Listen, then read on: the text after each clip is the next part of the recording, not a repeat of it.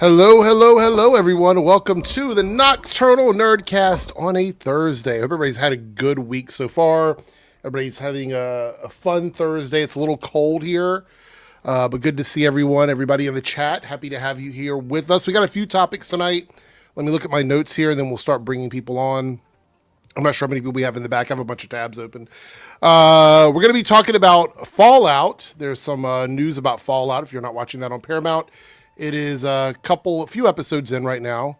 We're talking about Mr. Miracle, Tomb Raider, the Star Wars Kathleen Kennedy stuff, some news about the Avengers trailers, and we're going to catch up on the Netflix Warner Brothers Paramount drama and some stuff with George R.R. Martin. So there's a lot of stories to kind of go over.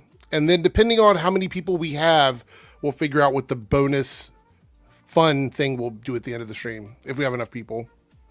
So, hello. Darren says, have a great stream, everyone. So I checked the Discord. I didn't see anything. So I wasn't sure if you were going to make it, Darren. But I see you in the chat. So you're probably not going to be here, most likely. But thank you for stopping in. I appreciate it. We do have a couple people. Hold on, let me move these tabs out of the way.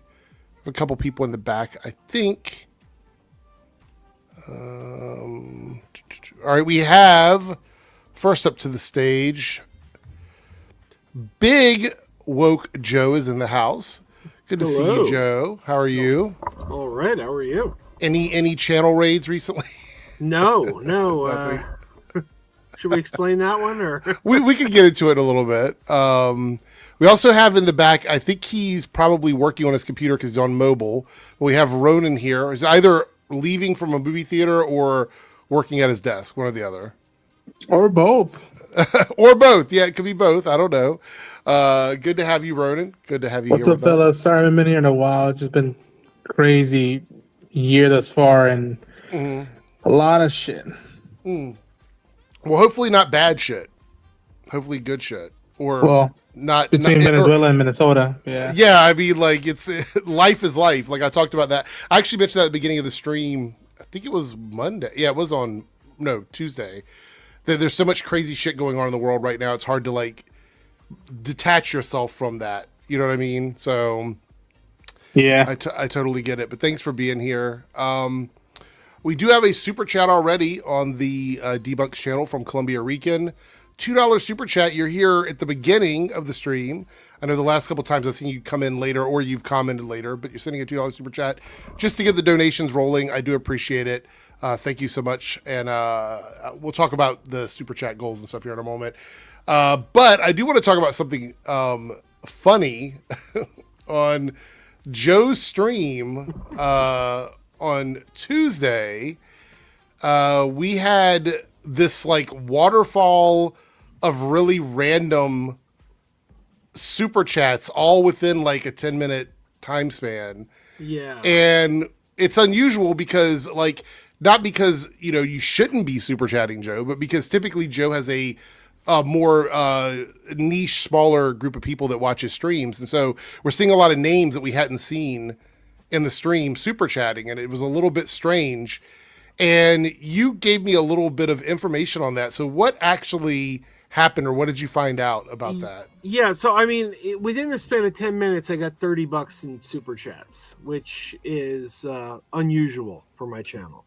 And they were weird comments, like some weird, some slightly vulgar, some just bizarre. And I get an email the next day from one of my viewers. This guy's contacted me before. And he said, hey, I just wanted to let you know what happened on your channel yesterday. You were raided by Shuley from the Howard Stern show. Shuley from the Howard Stern show has his own YouTube channel called the Shuley Network.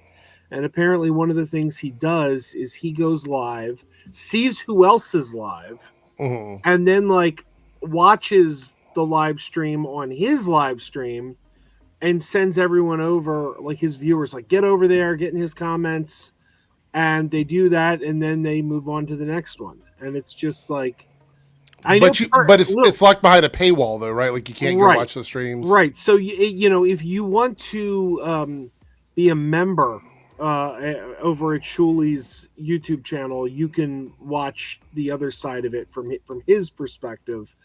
He's probably making fun of us. I don't know. I can't see it. It's behind a paywall.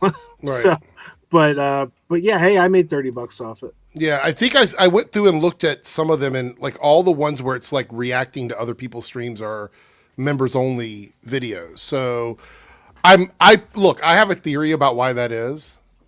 I watched a couple clips on that channel. It's a little Howard Sternish. Like it's kind of like, whatever, they just say whatever, I have a feeling that the videos where they're watching other people's streams, some of the commentary is probably a little bit less friendly for YouTube, and they don't want people to report the videos. That's right. Kind of become a thing recently where the edgier podcast guys are getting reported. So I was told that I don't know if the guy who contacted me is one of his members, but I was told that they were happy that I recognized one of their Howard Stern references, because one of the super chats, because we were talking about the Muppets. Right. And one of the super chats said the best puppet of all time is the Jackie puppet. And I said, oh, that's a Howard Stern show reference. So apparently they were pleased that I understood that. Right. At the very least. Well, that's cool. I mean, and honestly, even though some of the super chats were kind of vulgar, it was funny, and there was nothing like mean spirited that I. Oh yeah, it wasn't there, like so, Yeah, it wasn't. I don't think there was any serious trolling going on. They were having fun. They did their thing, and they threw money at us too. So it's like, like, okay, yeah, they're coming in being a little bit disruptive to the conversation we're trying to have, but they also paid the bill. So yeah, okay, that's cool. Well, that's good. Yeah, they were in good spirits, so that's good. All right, so before we get into our topics tonight, the Debunks channel is a 5 super chat goal. The Reloaded channel is a 10 super chat goal. So if you want to contribute to either one of those, it is set at any amount. I know times are hard for everybody, so obviously if you can't, you can't. I still love you guys and appreciate you being here. But if you would like to support the stream and possibly have a little fun selecting something from the poll, we need to reach those goals. So that's 10 super chats of any level in Reloaded and 5 in the Debunks. There we go. All right, so let's go ahead. Let me go ahead and turn the music down a tad bit. I don't know why it's so loud. Go there. All right, there we go. All right, we're going to start out with a little bit of news on George R.R. Martin. Now, this is about House of the Dragon, and we know that, the Knights of the Seven Kingdom just came out. Comes out on Sunday. Oh, it comes out on Sunday? Okay. Good. And this is from a interview. I guess it was Hollywood Reporters where it came from. But it's about House of the Dragon. And I just want to read this out and see what the chat thinks, what you guys think about it. Before we do this, anybody a fan of Game of Thrones, Song of Ice and Fire, House of the Dragon? Do we watch that? Do we not watch that? Where are you guys on it? Because I've watched all of it. I've never read all the books, but I've watched all the TV shows. So... My wife's a fan. Okay. You don't watch it with her? I used to. I watched Game of Thrones for like 3 or 4 seasons, and then I bailed. Okay. I've seen the first 3 or 4 seasons of Game of Thrones. I've seen all of House of the Dragon, and I've seen all of Night of the Seven Kingdoms. But I've never read the books.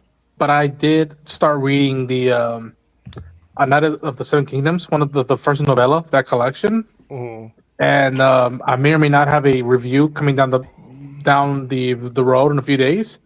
But I've read the first book that this season is based out of, and it's really, really good. Okay. There we go. Well, here's what he had to say. And this is the there's a lot of quotes from him. Basically, he's talking about doing more stuff within the universe and how his writing process is working and how his ending for the story is going to be vastly different from the ending that we got on the TV show and blah, blah, blah. We have no idea when it's going to come out. We still don't know. Anyway, George R.R. Martin on his abysmal relationship with House of the Dragon showrunner Ryan Condal. It's worse than Rocky. It's abysmal. I hired Ryan. I thought Ryan and I were partners, and we were all through the first season. I would read early drafts of the scripts. I would give notes. He would change some things. It was working really well, I thought. We got into season 2, and he basically stopped listening to me. I would give notes and nothing would happen. Sometimes he would explain why he wasn't doing it. Other times he would tell me, oh, okay, yeah, I'll think about that. It got worse and worse, and I began to get more and more annoyed. Finally, it got to a point where I was told by HBO that I should submit all my notes to them, and they would give Ryan our combined notes. Okay, a couple things. He hired him, but Ryan is the showrunner, and George is somebody that writes books. Now, they're similar because you're writing things, but there's a difference between writing shows, writing movies, writing books, writing comic books. They're all different forms of writing, and not everybody does a good job with all of them. And it is quite possible that some of the stuff that George wanted didn't work, and Ryan couldn't make it work on the show. Maybe there was a budgetary reason. Maybe there was something else going on. This quote is very vague. It doesn't give a lot of context. It's very one-sided, anecdotal, his feelings about how things are going. There's no response from Ryan that I could find. It's literally just George's opinion about the situation. And I'm sure he's mad about it. Obviously, HBO was trying to be a mediator because they were like, oh, just give us the stuff, we'll give it to him. So there's no more drama between the two of them. I don't know if George has the power to fire Ryan. I don't know if that's within his power. Like, I know he probably lobbied to get Ryan hired, but I don't know if George has the ability to fire him. So, and we've heard stories like this in the past in Hollywood with people not getting along. Even though you guys aren't necessarily watchers of this, what does this sound like to you? Because all of us talk about movies and TV shows and we understand how the process works. Does it sound like anybody's at fault? Do you think there's anything here? Because it feels it's giving vague, and it's giving, he wants us to pick his side over Ryan's, and that's all it's saying to me, honestly. It's hard to say. Not a whole lot of detail there. Right. I'll say this though. We've heard that the final season of Game of Thrones and the final episode of Game of Thrones was based on his notes of how the book was. I know now you just read that he says the book's going to end differently. Well, is that because he's changing the ending? Yeah. We know it was based on his notes. He got a test run without any responsibility, really. So Right. So maybe he gave his notes to the showrunner, and the showrunner read them and said, "Hey, I ain't doing a Game of Thrones finale again. This is terrible." Well, the other thing is, what if there was some drama that happened between them that he's not telling us? Very possible. Like, what if there was an argument? What did Ryan say? Why did he ever confront him about it? There's just a bunch of stuff that's just not present in this quote. Probably Rhoda, any NDAs thoughts and on stuff. this? Yeah, go ahead. It's weird because he says that first season was good, and then the second season it started feeling like way more than Rocky. I'm like, well, everybody really dug season 1. Season 2 got mixed, and it's just like, well, beyond that, what else happened? And I don't know. It's funky, man. Because you say, can he fire him? I don't think he could fire him, but HBO can. And where does that leave off with the relationship with George R. R. Martin? Because again, from what he said about the first season of A Night of the Seven Kingdoms, he said he's very pleased with it. And as someone who, again, I've seen the 6 episodes and I've read the novella, without spoiling stuff, it honors that novella very well. And so I'm like, was it a power move? Like, I don't know. It also makes me wonder, what if he did take the notes and the season was bad? Then George can say everything that he didn't listen to was the bad stuff, because we don't know. We're not privy to that information, meaning that he could just pawn all the bad stuff off on Ryan, and Ryan doesn't have to say anything about it ever. He doesn't even have to comment on it. You know what I mean? So he could easily just be like, George could be testing his writing through Ryan. You know what I mean? Like him using the stuff that he's not sure about to see what audiences think before he decides to use it in another story somewhere. Like, we don't know. Yeah, it's fascinating because, again, I don't know if you're gonna bring it up or not, but like, besides this interview, they also keep they ask him again another year. Mhm. What about the books? Yeah. What We can about talk Winter about it. Winter? Mhm.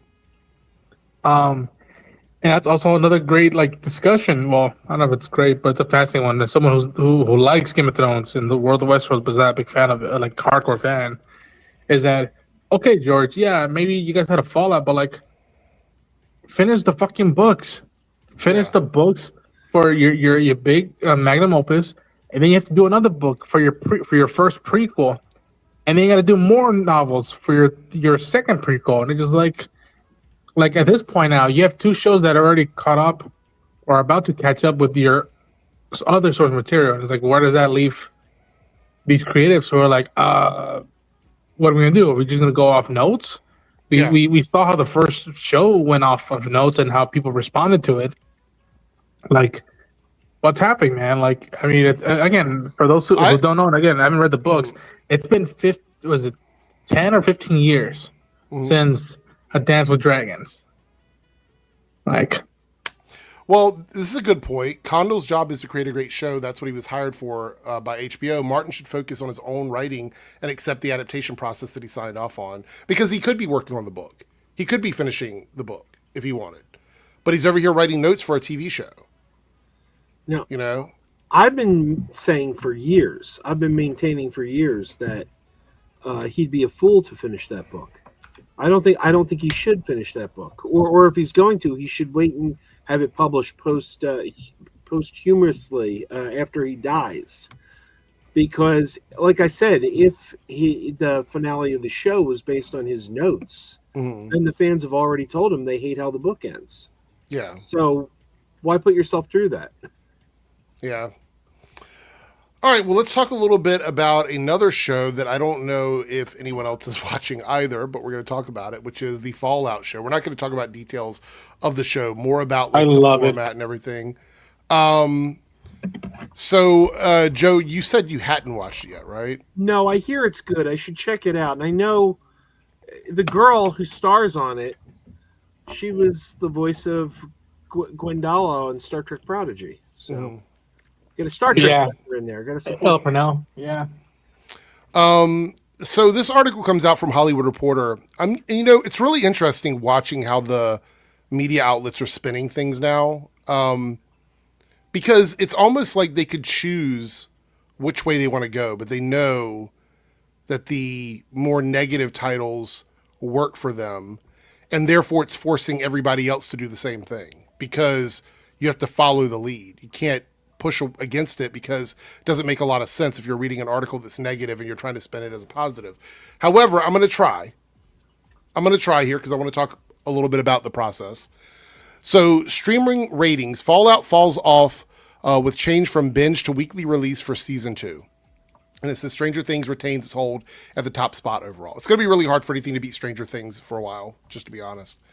It says here, the Nielsen streaming stats for Season 2 premiere Fallout are significantly smaller than those for Season 1 in 2024, but that's hardly the complete picture. Fallout accumulated 794 million viewing minutes on Prime Video for the week of December 15th through 21st. Season 2 debuted on December 16th, and raw numbers, that's way down from 2.9 billion minutes of watch time from Season 1's opening week in April 2024, which stands as the best premiere for a series ever on the Amazon-owned platform. Do you know why this is extremely misleading? No. Anybody? Okay, let's read why, because it's a big deal. 794 billion versus 2.9 billion minutes. You're like, wow, what the fuck? There's a couple of big differences between the seasons, however, that help account for the disparity. Prime Video released Fallout Season 1 as a binge. In Season 2, the streamer opted for a weekly release, and it dropped only one episode on December 16th, rather than 2 or 3 as it's done for a number of other series. So, yeah, one episode is not going to compete with 2.9 billion minutes of watch time when you've only released one of them. Right. So this title, like the title of this article here, it's not wrong, but it makes it sound like Fallout is doing badly when the math isn't mathing. Yeah, no, that makes sense.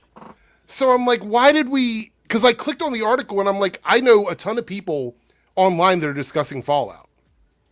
I know a ton of them. So, like, how is it doing so poorly? There's no way. And now it makes sense. I'm like, oh, okay. That's why. And then it goes on down here to talk about who's in first, second, third, blah, blah, blah, whatever. But the first part here is really the only part I want to talk about. And I want to also discuss switching from binge to weekly releases. So I have been a big advocate for like doing either a hybrid, like releasing 2 or 3 episodes and then do the final 6 to 8 episodes week to week, or just doing a week to week release for the life of a TV show. Because I think it's better for the life of a TV show for some sort of like monthly hold on the zeitgeist. You know what I mean? To like have people talking about it. Very few shows that come out in a binge format have a hold that lasts beyond a couple of weeks. Typically people talk about them for a couple of weeks and then you're waiting 3 or 4 years for the next season. And that's just the way it works. And it feels longer because the show you watched in a binge, you have to wait until the next 2 or 3 days in 2 years that you're going to watch it again, instead of getting it over like 2 or 3 months, because you feel like you spend more time on the show, even though it's the same length of time in episodes. So I think overall, I'm more on the side of like a long form viewing version of a show. However, I do understand that people like binge watching, but you can binge watch if you just want to wait until it's all out. That's the part that I don't understand. If you're somebody that doesn't care about watching it right away, you're somebody that just wants to watch it when you want to watch it all at one time, then just wait for the whole season to come out and then binge watch it. I think that's a good compromise. Or again, the hybrid model, which is release 2 or 3 episodes on the first week and then weekly after that. I think that's fine too, because it allows binge people to wait till about the halfway mark of the season and then they can start catching up with everybody else. And I think that's fair too. But you're not going to train people to do that right away. It's not going to happen overnight. Shows are going to see lower numbers like this initially because they're doing something different. They're trying to retrain the audience to watch stuff in a different way. And it's going to affect things. I remember when binge models first dropped, it was a problem. People didn't like it. A lot of people were complaining about it. And then within a couple years, everybody loved it. It was the way everybody watched stuff. And now they've got trained everybody to binge everything. Now we want to go back to the staggered release, the scheduled release, the seasonal releases, which I think, again, is a net positive to the viewing experience. I don't know. What do you guys think? Any thoughts on this? Well, like you said, from a numbers game, it's like if you said, hey, the buffet down the street is serving more burgers per person than Burger King is. Mm-hmm. It's like, well, duh. They're you know, people go in and they order one, but if you have like 12 out, it's like it's just but studies have shown, and it has kind of been proven, that the overall health of these shows goes better with weekly releases, because, like you said, it keeps it in the conversation longer. Water cooler, yeah. Again, I think the reason why I am glad there's a weekly release is keeping the talk going, but the marketing has to back that up, and I think the marketing hasn't been as strong as season 1. And it's like, no, pump up. You have enough money. Don't give me no excuse, Amazon. Like, pump up the money, let people know that it's out, and then it'll get more word of mouth. Because I'm telling you right now, we're already across the halfway mark, and this season might be better than season 1 already. Yeah. I'm having a good time with season 2. And Joe, you definitely need to check it out, for sure.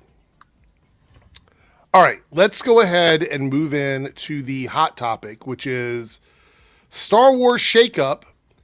Kathleen Kennedy steps down as George Lucas's protege. Dave Filoni and executive Lin-Wen Britton take over at Lucasfilm. However,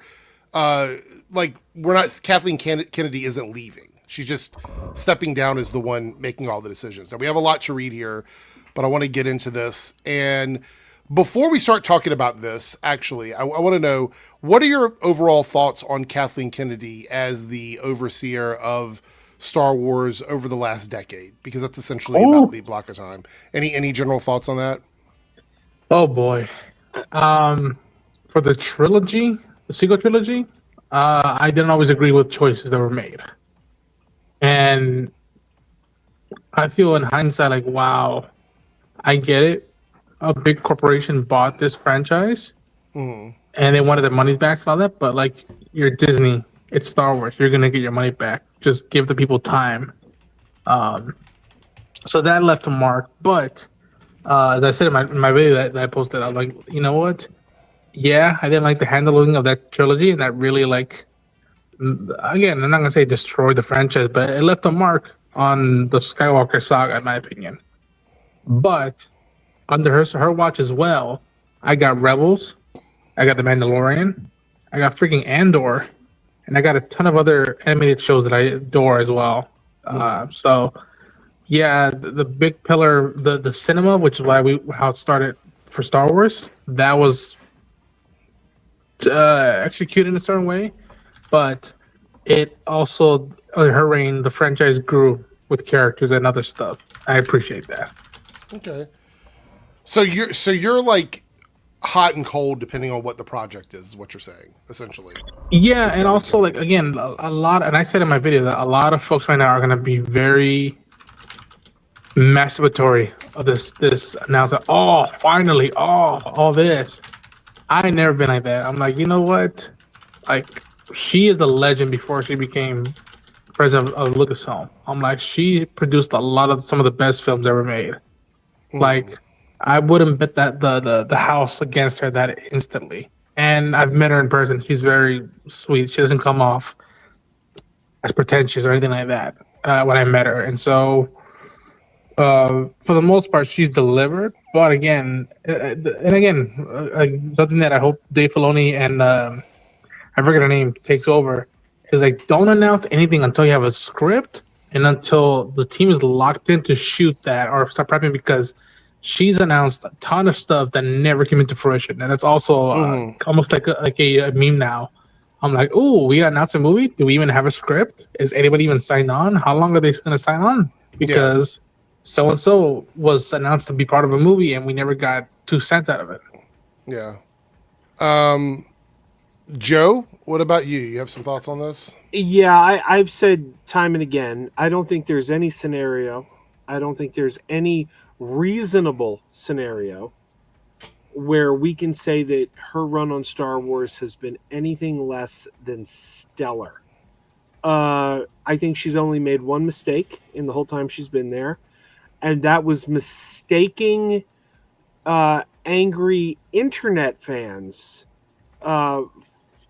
for being the general consensus. And she had a panic attack at the internet's reaction to The Last Jedi. And as I said on a stream the other day, when you deviate from your plan, it usually doesn't end well. And they deviated from, and despite what J.J. Abrams claims, they did have a plan. They did have a plan. The sequel trilogy was planned out.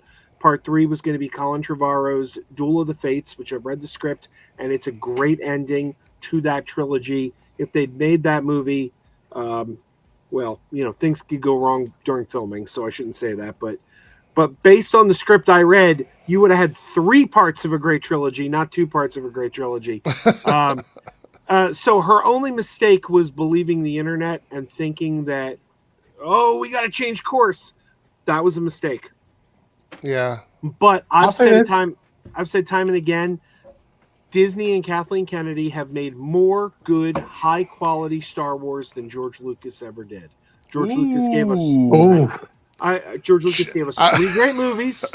He gave us 3 great movies, 3 crappy movies. She's given us 4 great movies. Rise of Skywalker isn't one of them. And multiple great television shows. So just in terms of volume of quality we've gotten under Kathleen Kennedy, we've gotten more quality under her than we got under George Lucas. I don't see, and she's made the highest grossing Star Wars movies ever made. She successfully brought Star Wars to television. I'm waiting to see what the chat is going to say about that, because that's a hot take. Well, you know, the internet could go, well, we didn't like The Last Jedi all they want, but dollars and cents, what she did made money. I've been to Disney World. I've waited in lines at Galaxy's Edge. Galaxy's Edge was a smashing success based on the sequel trilogy. We've had hit TV shows. Not anymore. No, The yeah. Grogu has become a phenomenon under her.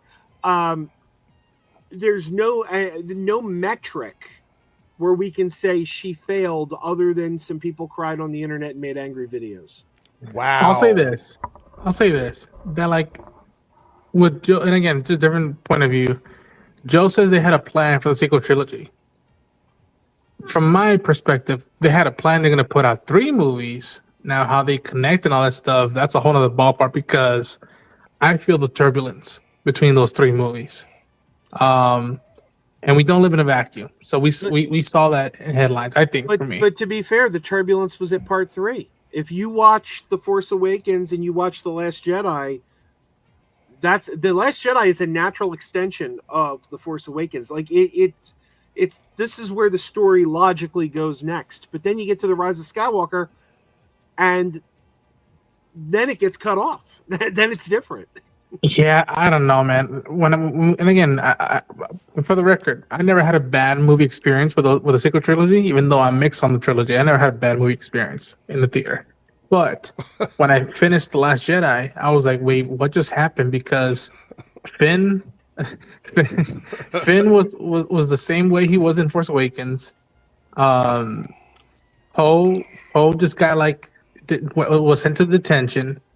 And it was all about Rey and Kylo, which are cool. They're the popular characters, but I was just like, wait, what? And again, we can go down a rabbit hole of the sequel trilogy, but let's just say that, like, I'll give it a joke. For me, she did more good in TV than in movies, which is ironic because she was she was a movie producer. But yeah, that's she delivered 4 great Star Wars movies. I've always said if you subtract the artistic integrity of any of those movies, and you're just looking at what Disney is looking at, it's a $4.5 billion movie franchise for her. You know what I mean? Sure. Like, my biggest issue is we stopped getting movies. That's my issue. I blame that on Bob Chapek. Yeah, whatever that was. Like, I'm like, why did we stop getting Star Wars movies? Like, you could argue about the quality of a TV show, but where the fuck are the movies at? But I think it was necessary because it felt like, every other year we're gonna get a Star Wars movie, and I was like, no. Like, part of the for me, the charm as a kid with the prequels, again, because I'm that generation, but I grew up with the originals first, is that I waited 3 years between each movie, and it felt like a lifetime. And then when it came back into the movie theaters, it was an event. I don't mind waiting. I don't mind waiting 3 or 4 years, but there was just nothing that was even being worked on. That's the problem.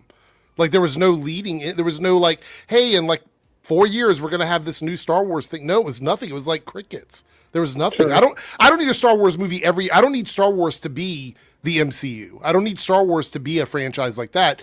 But we have gone a very long time without a Star Wars movie. It's been a while since because they were doing one like every couple years, and now it's like we haven't had anything. Jake has arrived in the back room there. Good to see you, Jake.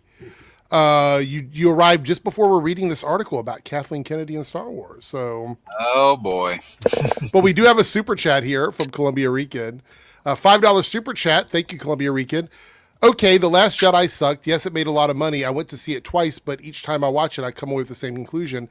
It's a bad movie. I declare that the 3rd best Star Wars movie ever made after New Hope and Empire. Ooh. Wait, hold on. Jake and Ronan, your thoughts? Is that top 5, top 3 for you? Last Jedi? Yeah. It's like the bottom 3 for me. Bottom 3. And again, I'll say this: very well made, great concepts.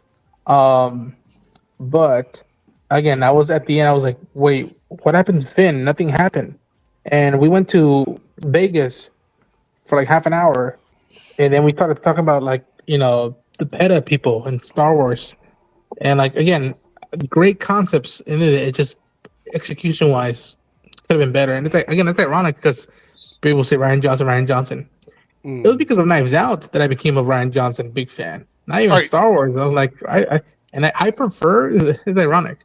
I prefer the director and the Jedi, the documentary of The Last Jedi, than the movie. That's more fascinating to me. All right, so we're gonna start. one part of The Last Jedi I liked, and that's it. So, starting at the bottom, going up, Ronan, what would you consider like your top 3 Star Wars movies? You don't have to put them in order. Just your 3 favorite Star Wars movies. If you had to drop your 3 favorite. Ooh, 3 favorite. Man, they usually rotate, but usually it's A New Hope, Empire, and Revenge of the Sith.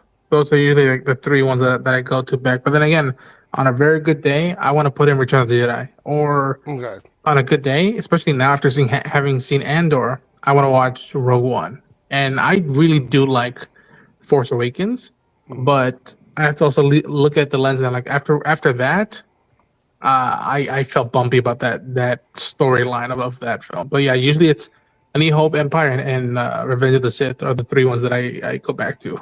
Okay, what about you, Jake? Do you have a top 3? So I'll see. People are probably gonna get flack with this one. I love this movie, but it's my least favorite out of the originals. Empire would be my number 3, though. Okay. Then A New Hope at 2, Return of the Jedi at 1, but also like Ronan, depending on the day, like it could also rotate to be Rogue One. I think that movie's great. And then Revenge of the Sith is a solid number 5 for me. Okay. All right. And then you get the rest. This is your letterbox, Joe? Yeah, this is my ranking. Of all of them. I actually right, there's on.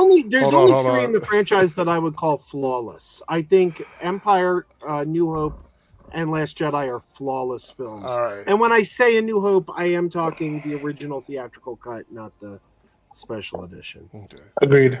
All right. So Empire being number 1 is not really a hot take. I think you could argue any day of the week that Empire is going to be number 1. And I would put Empire in my top 3. And then you've got A New Hope. And look what he has at number 3. Rather not. Like, and again, this thing. It's such a weird. I've never heard anybody put Last Jedi in their top 3. I've just never seen it. Really? Before. It's really, yeah. I would put Force Awakens over it. I like Force Awakens, not nearly as much. Yeah, and again, it's someone who like I've been talking about the sequel trilogy. I don't think Solo is bad. I don't think it's great. I was like, you know what? It was better than I thought it would be. So my top 3 would probably be, in no particular order, Rogue One, Empire Strikes Back, and it would be a toss-up between Return of the Jedi or Sith, right? That would be my top 3. And I actually like Solo. I do. It's just Solo to me is so different from all of the other Star Wars movies that I almost forget that it's part of the Star Wars universe, if that makes any sense. Yeah. I like it, but it feels like a one-off Elseworlds Star Wars movie, which I'm not saying that is a bad thing. I think it's a great, like, you sit down, you watch it, you have a good time. I think it's fine, but I just don't feel like it really connects. I'll say this: come May, I would not be surprised if Mando Grogu cracks my top 5. I would not. Oh yeah, same. If they play the cards right, yeah. The weird thing about Solo, and you just did it. The weird thing about Solo is people will always say, I didn't think Solo was that bad. And the funny thing is, it's because it failed at the box office. There's this misconception that people think it's bad. But generally speaking, people liked that movie. They didn't see it in the theaters, but it did. Once it hit Netflix, because Disney Plus hadn't come around yet, it went Netflix first. People saw that, and a lot of people were like, wow, this is really good. It wasn't that people didn't like it. It was that people didn't see it. To me, it's like Indiana Jones in space. That's kind of what I take the movie as. And it feels like Han Solo peaked in high school. Like in the span of 2 days, he did everything. He got his ship. He got his best friend. He got his car. He got his, ex-girlfriend. And it's just like, to me, my favorite part of Solo was the Crimson Dawn stuff. Nothing to do with Han, especially the way they gave him his name. I'm like, I'm not losing sleep over him. I'm like, you gotta be shitting me. Are we doing that other list tonight later? Only if we get a 4th person and they can stay till the end. That's the only way we'll do it. Because I want to have I want to have a 4th person on. Because I think Ronan, you're not staying all the way to the end, right? I don't think so, man. Like I'm Yes. doing my best to stay awake now.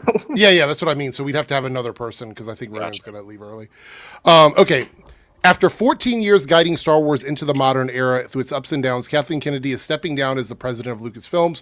Her departure from the company, which is effective this week, has long been expected, but still marks a seismic shift for the biggest brands in Hollywood. Kennedy is not departing the galaxy far, far away immediately. As part of her exit, she will continue on as a producer on the next two Lucasfilm movies, The Mandalorian and Grogu, coming May 22nd, and 2027 Star Wars Starfighter, which is the Ryan Gosling movie. She will pursue other projects outside Lucasfilm as an independent producer. So she's still going to be working in the industry, and she's still going to be around, if that makes any sense. In her wake, Executive VP and Chief Creative Officer Dave Filoni has been promoted to oversee the creative direction of the company as President and Chief Creative Officer of Lucasfilm.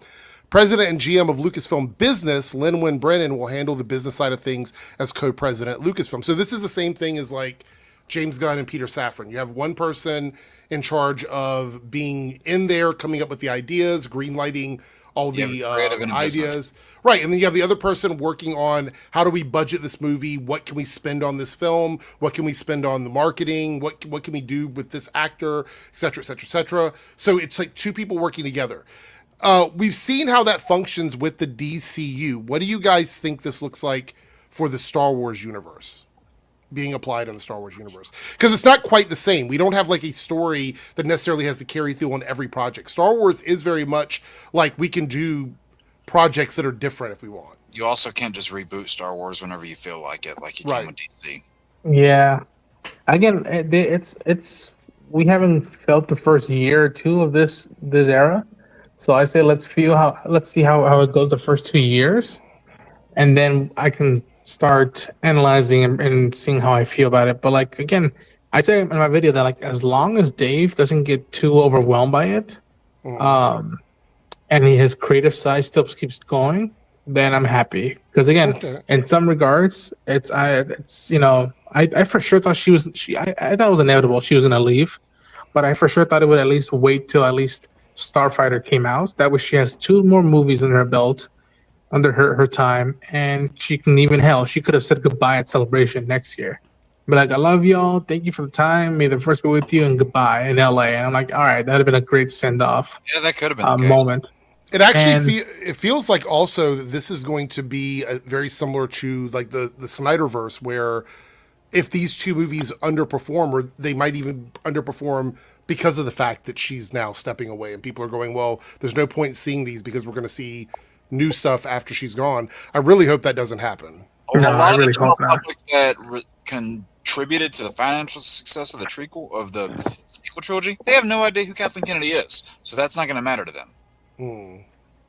And don't forget, people are stupid, because with the Snyderverse stuff, when that happened, you had some people that are like, we're not going to go see The Flash or Aquaman 2 or any of these things because we were told there's a reboot. But then you had other people who then turned around and said, see, those movies failed because James Gunn's the producer. And it's like, yeah, James Gunn had nothing to do with those. So it's like he got it either way. He didn't even touch them, and people tried to say, well, it was because of him. No, he definitely touched the ending of The Flash. That was all him.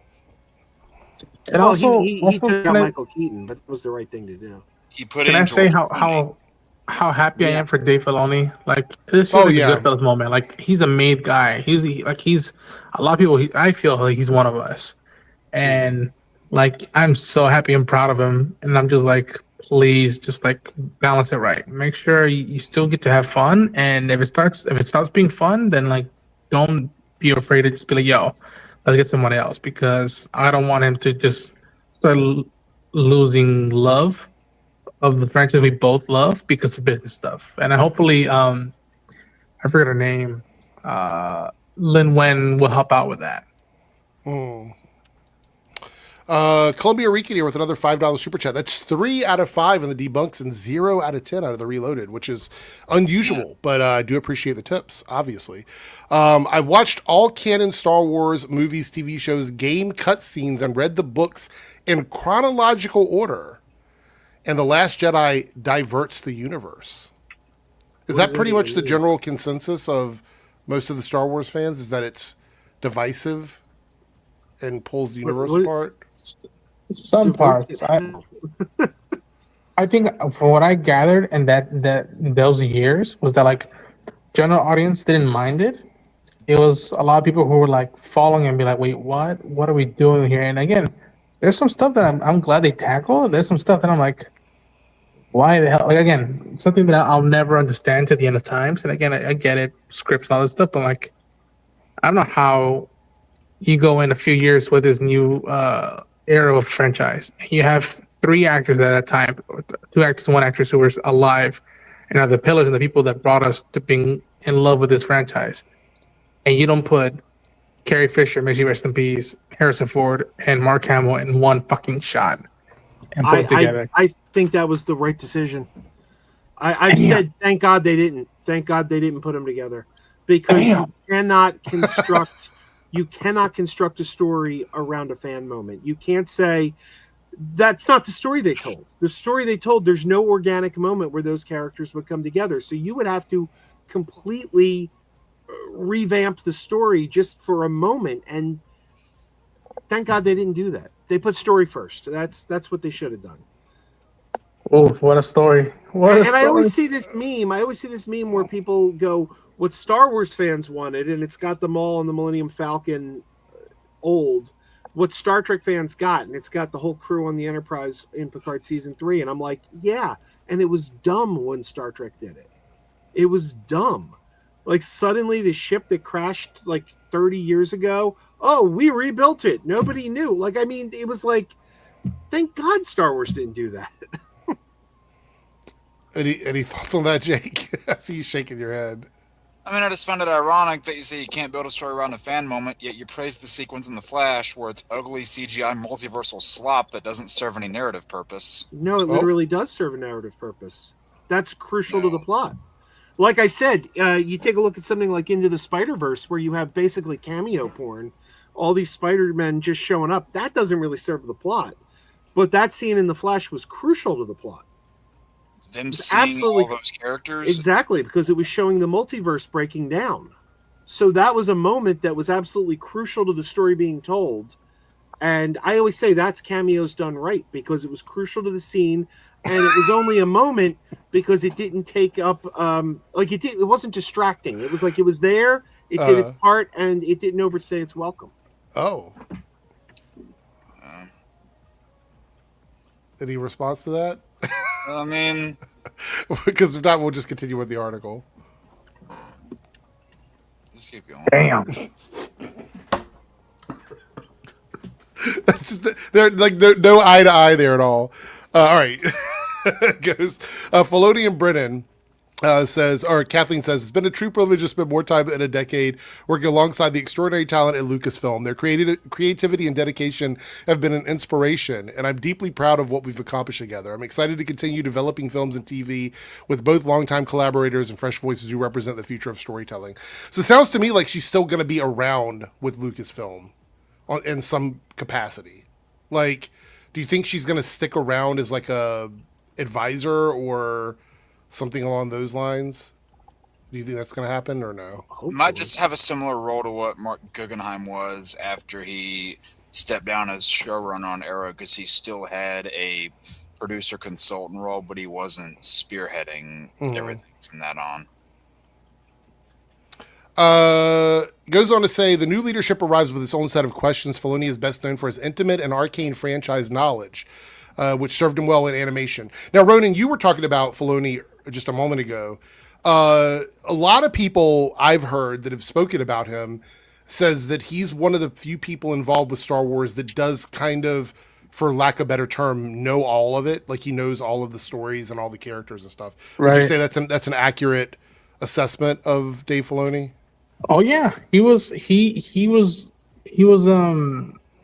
George's right-hand man when he created Clone Wars. Like, almost everything he knows about filmmaking and like animation onwards now, he learned that from George, and he was there all the time while making that show. And then when George sold the company, the first thing we ever got out of Star Wars was another animated series, and it was Dave co-creating it and running on his own.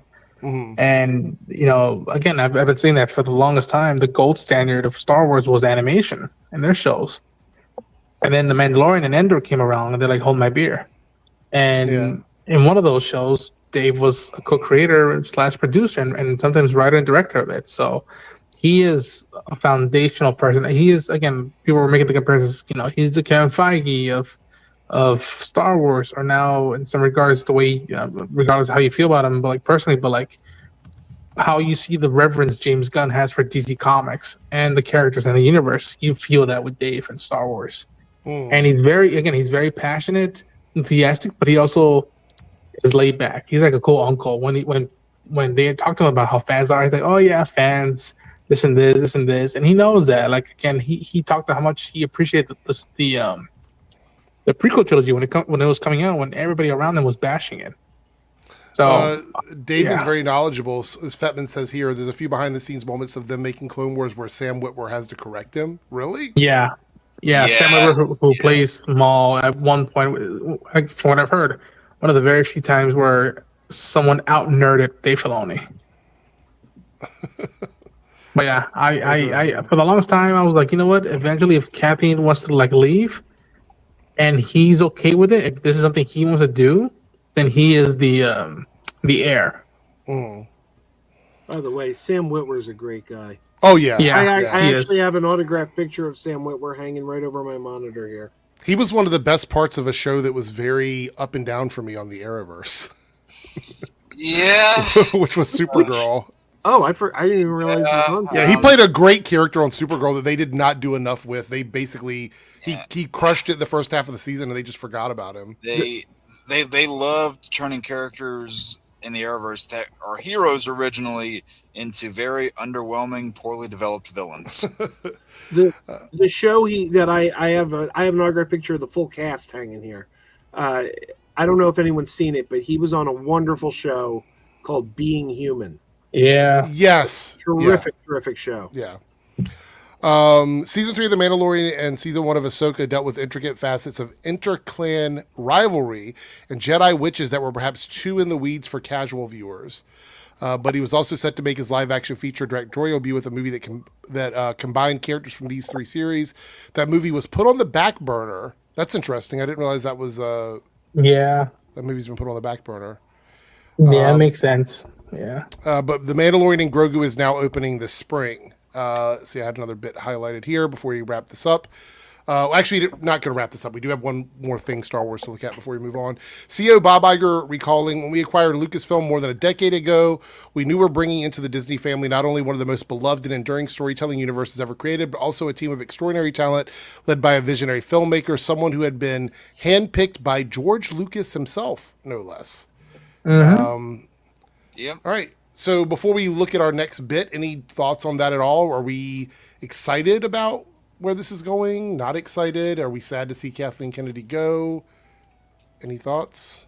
Again, timing wise, I just felt we would have said goodbye to her eventually at a later time. It is very a little bit abrupt. But then again, I've had for years now. I've heard these rumblings, and then from someone who does a lot of reporting stuff had talked about this a few weeks ago, and I was like, okay. That's a little too early than I thought, but all right. And then, again, I'm hopeful. I'm always hopeful. Sometimes detrimental to me, but I've not given up on the franchise. The franchise has not given up on me. And this year should be a good year for the franchise if they play the cards right, between The Mandalorian and Grogu, the Maul Shadowlord animated series, the 9th Jedi, the Vision spinoff, and then I think maybe Ahsoka season 2. So we'll see. This won't happen this year probably, but I still want to see that Dawn of the Jedi movie that Mangold's making. Yeah. Well, speaking of that, these were the updates we got here from Kathleen Kennedy. James Mangold's film is on hold, but it has an incredible script. So. Might be on. Man. Yeah. The Donald Glover Lando movie, that's my second most anticipated Star Wars movie. I cannot wait. It says the script has been turned in, so that means that's good news. So hopefully they like it, or it ends up in development hell like Blade. Simon Kinberg is actively working on a trilogy of films that Dave and Linwin are very on board for. Well, I mean, hope it does better than what Fox gave him. I like Simon Kinberg. No, I mean, I don't have Same. like a big issue with Simon Kinberg. I just hope he gets better luck here than he did at Fox. Oh, I see what you're saying. You're hoping that they actually put out the products the way he wants them to be put out, and, right? Instead of messing their fingers around in it. Yeah, gotcha. Taika Waititi turned in a script for the film she calls hilarious and great. So I know they're talking about Kathleen Kennedy, but it's funny that they put that in. So it's hilarious and great, right? Dude, this is a really movie. Taika's movie has been in development since 2020, dude. Right. All right. So Oh, dude. go ahead. Chapek era, man. Chapek era. I was watching an investor call. There's an infamous stream they did where they announced a bunch of these TV shows and movies. That's when I first heard the announcement for that movie, and I'm like, again, it's a meme now. Like, That's probably the one I'm third most excited for. What, the Taika Waititi one? Yeah. Okay. I mean, I adore Taika Waititi. Okay, other than Next Goal Lives. Let me just say this. This is so funny because it always goes back to Thor: Love and Thunder. I feel like everything we ever talk about just funnels back into that movie every single time, somehow, some way.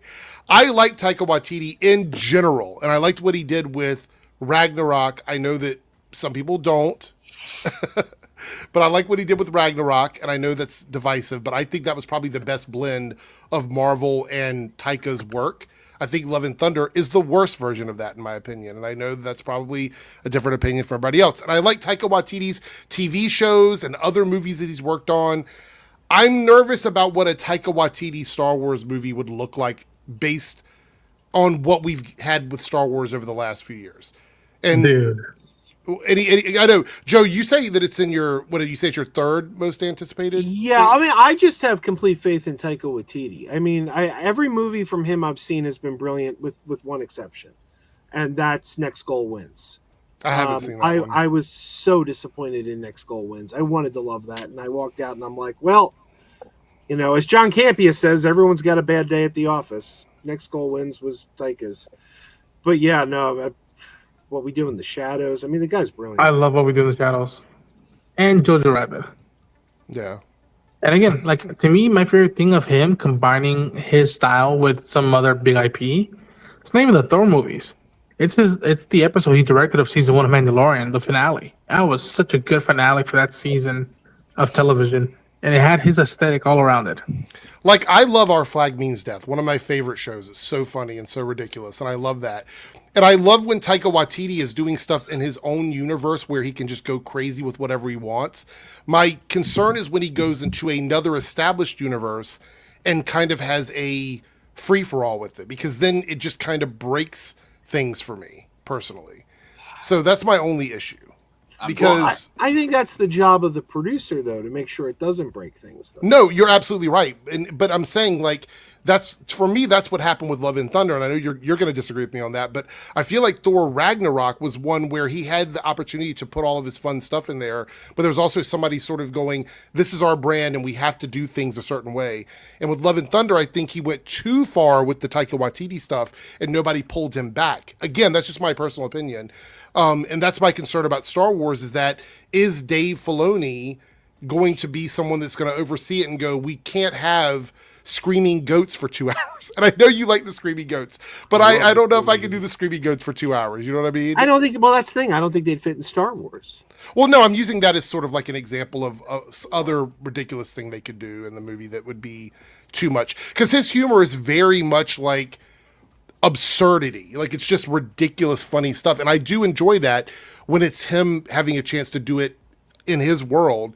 I just don't necessarily enjoy that. So Our Flag Means Death is peak Taika Waititi. I agree with that. I think it's one of his best things ever. He had another TV show that nobody watched, and it was great. He did a reboot of the movie Time Bandits on Apple TV. I did watch that. No, we watched that. So good. I love that too. Original movie in the 80s is still superior. I still love the original movies too. Yeah, the original movie as well.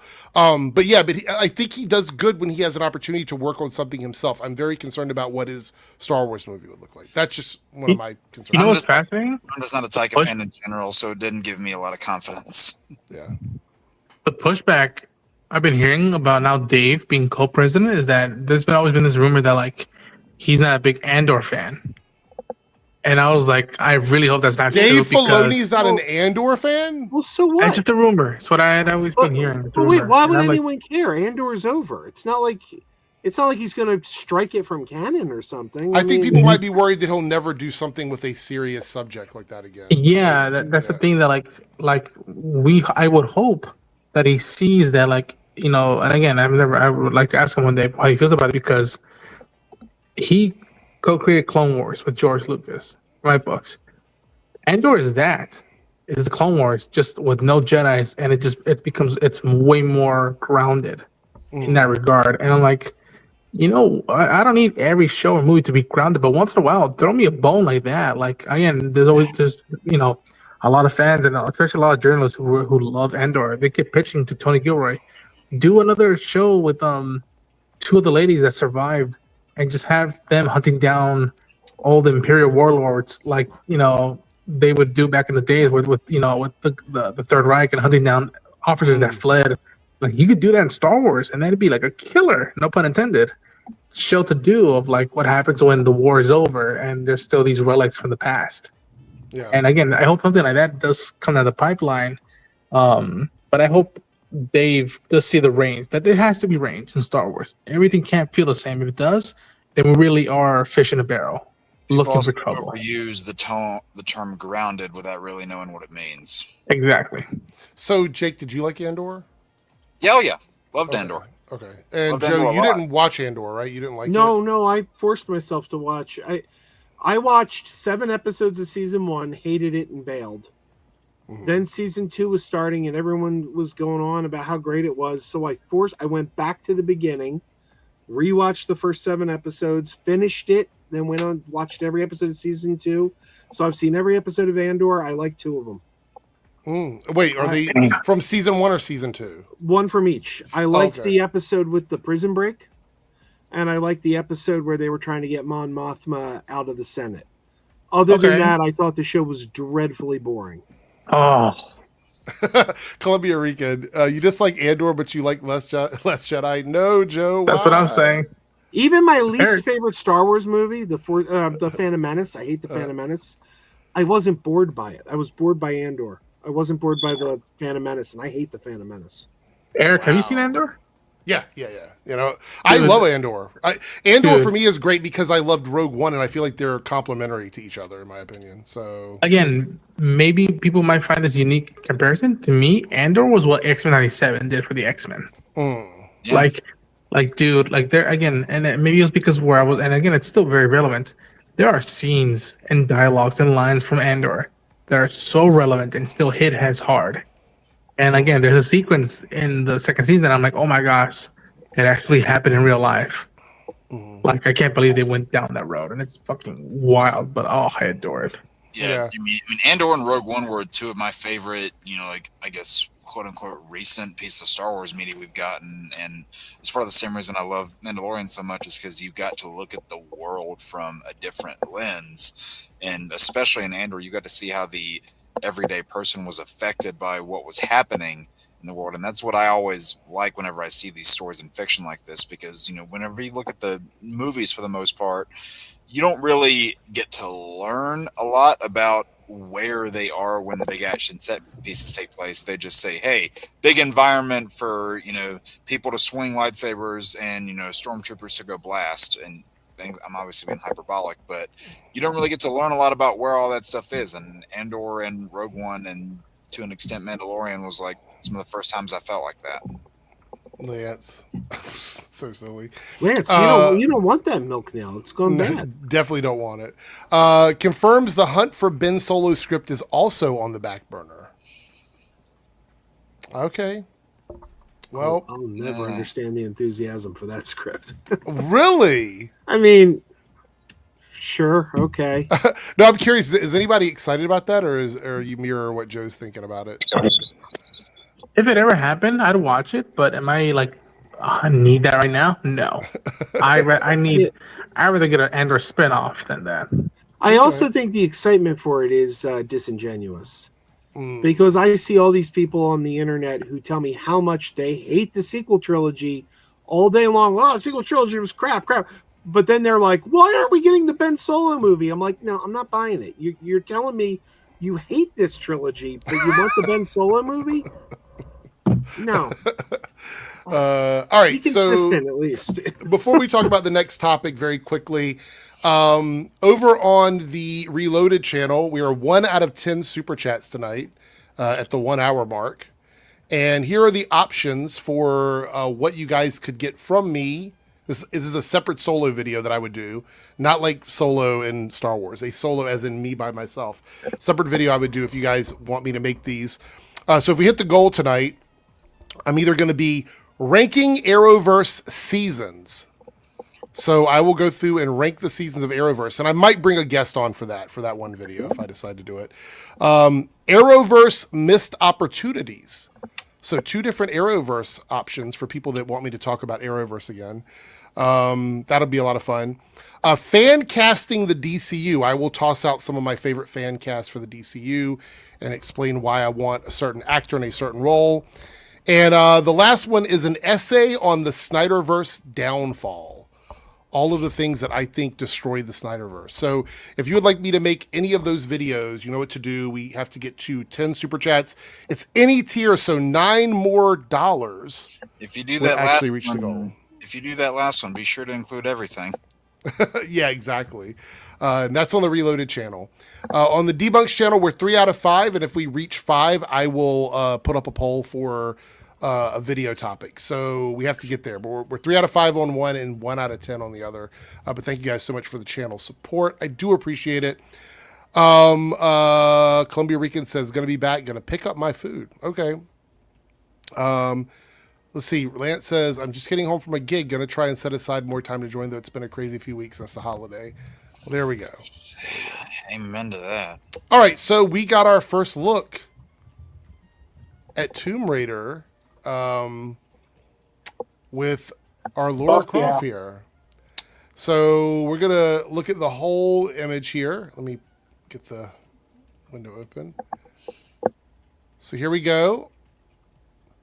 Gun on the hip, short shorts, gun holsters, all of that. Hair pulled back, couple strands down the front, glasses on, very 90s looking. What are our thoughts on this? I'm shocked. First and foremost, how many people are fans of Tomb Raider as either a movie franchise, animated franchise, or video game? I'm a fan. I've seen all 3 movies. Okay. The game side. All right. This is the TV show. So we're going to be getting the series. I believe it's on Amazon, correct? It's an Amazon show? Okay. Yeah. This is the one, Phoebe Waller-Bridge is the showrunner, Yes. right? Yes. Yeah. What are our thoughts? Because we're going to take a look at some of the internet's reactions on this after I... I already know what a lot of them have been saying. I dig it. I dig the look. Like, Sophie looks cool. Like, it feels more like how the character looked in the 90s comics, which is kind of cool. Again, I'm very interested to see how it plays out. I'm here for it. There hasn't been a bad iteration of Lara Croft Tomb Raider, in my opinion. So I'm very eager to see how she takes on the role. And yeah, again, I want to see more than just a wardrobe test. Okay. I don't know the games, but I've seen the movies. And I really liked the last one with Alicia Vikander. I'm actually I like that one. TV show's fine, but I actually would rather get a sequel to that. But I like Phoebe Waller-Bridge. I think she's very talented. I think Sophie Turner's a very talented actress. I mean, this is just a picture, but it looks like Lara Croft. I'm in. I'll watch this. Well, yeah, I don't know where the CRASHOUT's coming out from the internet. I mean, it is the internet, but like, unless I have more range than the internet, which would surprise me. That this is fucking funny. GameStop is like, what? Yeah, I was like, why is GameStop getting in on culture war shit? Like, I don't... Who are they to fucking say what is or isn't Laura Croft? It's probably whoever runs the account. Probably like had a bad day. They got like dumped or something like that. I saw this and I'm like, so GameStop is crashing out over Laura Croft? Sorry, go ahead, Jake. He was saying they probably just whoever's running the account had a bad day. They got dumped or something. I said, go for a walk, go read a book, do something. I feel like they think this is funny, but there's so much discourse online. A lot of people are leaving. Like, okay, couple things. Twitter changed their rules, right? So now they can sue you. Twitter can sue you and take you to court in Texas. And you agree to that in their TOS now. Just so everybody's aware. Wait, you mean everything's not legal in Texas anymore? Well, no, but I mean, like, kidding. Yeah, I'm kidding. They basically, if you do something that they think is against their terms of service, they can sue individual users. Oh yeah, they can. Right. Absolutely. So a lot of people are leaving Twitter for that reason. A lot of big outlets are quitting Twitter. But this just seems very like desperate for engagement from GameStop, which, by the way, we know GameStop isn't doing the best. You know what I mean? Like, it's not like they're crushing numbers or whatever. But I thought it was a little weird. Lines aren't forming up outside them on Tuesday nights like they used to. Yeah. So let's take a look. We're going to scroll through some responses to this. I know this is going to be bad. Here we go. Everyone's shitting on this because her shorts aren't short enough and she doesn't have big giant tits and needs to grow up. Agree or disagree? That's my feeling of people being outraged. I'm like, come on, y'all. Same. Like, Isn't that the same? Isn't that the same complaint that we got with the Cowboy Bebop show? They hated the woman because her boobs were too small. Yeah, there's this obsession with all the women that you see in these movies and TV shows just having great big boobs. Yeah, that was weird because, again, I saw the show and, like, I wasn't particularly, and I feel bad because she's a paisana. Like, I wasn't a fan of her portrayal as Faye, not because of physical, just like that didn't feel like the character that I know, but Same. not for me. Here we go. Somebody with some common sense. I actually think she looks so good. What the heck are people complaining about? Yeah. Exactly. I mean, I'm not over here like, okay, this wow. This is funny. So the people say that's not Lara Croft. How about now? And then we get this image here. God. No, I mean, like the image isn't having me like I'm not singing the praises on everything. I think Sophie can definitely pull the role off. I mean, I thought the picture itself looked decent, but I'm not over here going, "Oh my fucking god, yeah!" Like, I'm not doing that number, but I'm also not saying, "Oh man, wrong proportions and all that bullshit." What I see. You know why you see this as looking like her? Because they're referencing this era. That's why. These round colored lenses come from a specific period in time.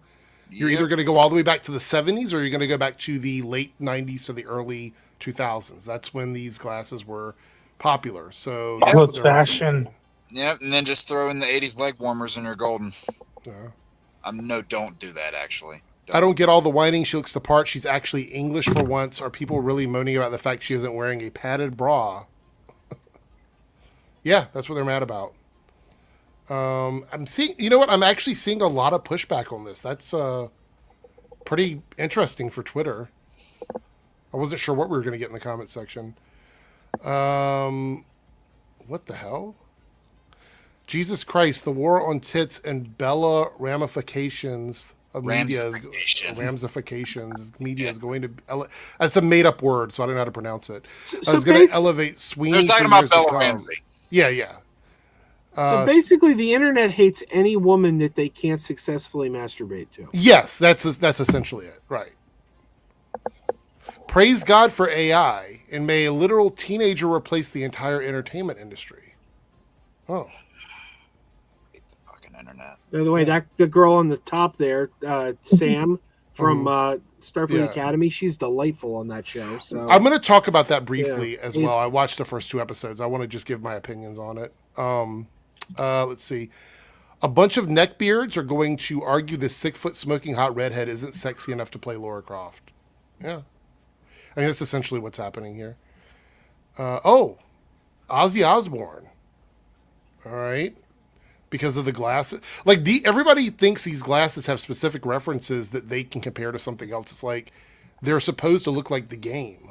That's why they're there. They're referencing the fucking video game. Yeah. Okay. This doesn't look better, by the way, but okay. I Is that think Melanie Mack? I think he's making fun of it. Yeah. Oh, here we go. This is so boring. I'm bored. Hey, that's my line. Literally, there's nothing wrong with her. Fine, actor, whatever. It's just so goddamn fucking boring. Jesus Christ, and someone is going to burn more money than your entire family will ever see in the 5 generations just crap this steaming abortion out.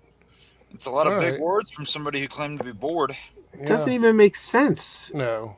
Because he says there's nothing wrong with her, but then he complains. Yeah. So she's cosplaying her, right? I mean, isn't all acting just elevated cosplaying, essentially? I mean, that's what these characters are. You're just playing a character from another IP. Don't get that into people's heads. Burke Black here, who's a world-renowned pirate, apparently, says, well, pretty spot on, I would say. Angelina Jolie left an impression so strong I can't see anyone else as Laura. I mean, the thing is that I don't think it's hard to surpass that version. Well, also I would say that Angelina Jolie has a unique look. Like she is an actress that is pretty much known for her roles because she has a very unique physical look about her. And she has a unique way of delivering lines and you know, she's an iconic actress for a reason. But you can't expect her to be every character in every movie. Karen, when she put on Matt Murdock's glasses, that's actually kind of funny. Here we go again. More love for Angelina, which, by the way, I don't have a problem with this version of the franchise. I think it's fine. It's a very campy version of Tomb Raider, which is okay. Here we go. So Lara Croft has massive knockers and oozes sophistication, feminine charm, and that's perfectly okay. Progressives and the church are both terrified of natural. So you're mad that this is how she looks. This is how she naturally looks. You're arguing that they should make her look unnatural by giving her fake boobs. Really? People are fucking morons. Can we look at their pictures? Because I'm willing to bet none of these guys could get a date with her. Well, this one doesn't have one. It's just they never do. Because Oh, and look, he's on a mission from God, and he's also looking for Gooner bait material. So there you go. Why did they do this to my girl? Okay, bro. No pointy tits, 2 stars. I don't know if this is being for real or ironic. All right. Hey, oh, never mind. It's a grok crap. So her cup size is up like 2, and that makes her better. That makes it better. I mean, nothing says I give a fuck about how good the show is. Like, let's just make her boobs better. man, Twitter's such a cesspool. Here goes Nina Infinity, somebody who hangs out with the Chuds, right? Who supposedly talks about positivity and she wants to change the world. She goes, there's something missing. I couldn't quite put my finger on it. I think it's the boobs. You're going to sit here and objectify another woman like that? That's crazy. That's crazy. And here's somebody going that she looks the part. There's 2 breeds of people on this. The ones that need jerk-off material and the ones that just want to have a good show. I think that's the 2 camps that we're in, right? Such an awkward image. They could have made a more striking first impression. It's literally a shot of her that looks like it's from a video game cover. What are we talking about? Look. Okay. Anyway, I just thought it'd be interesting to go through and check it out. She looks just like one of the 90s Laura models they used to hire. Yeah, I mean, I think it's fine. I don't see what the big problem is. Anyway, so, I mean, it's a TV show. Amazon, are we excited about a Tomb Raider TV show? Just curious. Oh, definitely. Hell yeah, I'm intrigued. Yeah. Sure. Played a lot of the games. Is anybody watching the Tomb Raider cartoon on Netflix? Not currently, no. I didn't know there was one. I Two will have seasons. I will have to play through actually a number of the games again because I lost them in the factory reset. So it's Yeah. probably there might be a Tomb Raider game on this year. I don't know. King Mike Todd says, I have a hot take. Sophie is hotter than Jolie. I mean, that's like, I don't have an issue with people that find one person more attractive than the other. I think that's fine. All right, we got some super chats here. So we're 2 out of 10 in the Reloaded channel. And we got this from Staggervore490 super chat. I learned on Tuesday that Scott Adams, creator of the comic strip Dilbert, passed away at age 68. I have nothing further to add. I don't either. But thank you for the super chat. Thank you for the super chat. I appreciate it. All right. We're going to talk about this because we can also talk about Star Trek Starfleet Academy. 499 super chat. A judge has rejected Paramount's first case. They need to call it quits. Well, you would think they do. You would think they do, but Jake's favorite topic just will not go away. And that is the Paramount stuff. And I just, they're like the clingy girlfriend that is like just fascinated over somebody they can't have. Yeah.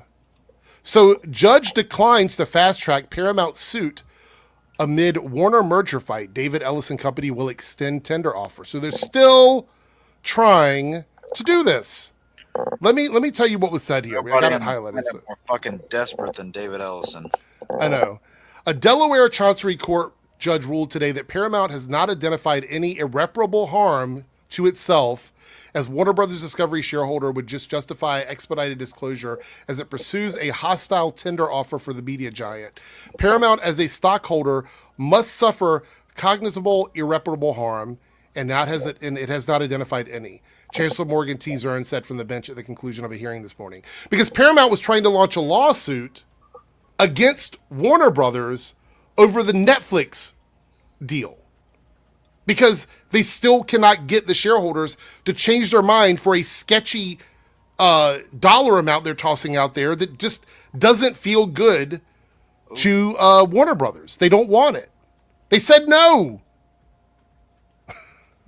Ronan, you said you got to head out? Yeah, fellas, I don't think the body's already feeling it. Yeah. All right, Ronan, thank you for hanging out. I appreciate you. All right, boys. Good night, y'all. Have a good night. It says here, in a statement after the decision, Paramount said the ruling was based on Paramount's standing. It does not pertain to the merits of Paramount's claim. Basically, it is a meritless lawsuit. Doesn't have any standing whatsoever, which is why the judge said no. You can't sue another company because that company doesn't want to take your deal. There's 2 offers on the table. They're picking one over the other. In a dueling statement, what do you say, Jake? Said Ellison's probably never faced a fucking rejection in his life. He doesn't know how to take it. In a dueling statement, Warner Brothers said the lawsuit by Paramount Skydance is yet another unserious attempt to distract, and the judge saw right through it. Let's see this. We don't read that, but we are going to look over here at this. So after that happened, Paramount CEO David Ellison has been meeting with prominent European political figures in an attempt to derail Netflix's acquisition of Warner Brothers from being approved by the EU. I need to let you guys I just need to let you in on something here. This is not about acquiring entertainment. They want the news outlets and they want the broadcasting stuff that Warner Brothers has so they can do what they're doing to CBS right now. There's no way they're this serious about getting some movies. There's no way. This is a different level of obsession here from Paramount. This also, by the way, this right here pretty much solidifies that Ellison knows that Warner Brothers is not going to approve anything they're doing, because if he thought they would, he wouldn't be trying to derail this deal because it looks bad on him. And then Warner Brothers would be like, fuck this. He tried to take him to court. Only the guilty have something to hide. So the chance of Paramount getting Warner Brothers is 0 at this point. It is 0. However, that doesn't mean Netflix will get them. They may have to stay separate. They may not get approved by anybody. And that's better for the industry. Honestly, I hope they don't get bought out because A, this is the first good year they've had in a while was 2025. B, more separate studios means you get more shit. That's just that's basic math.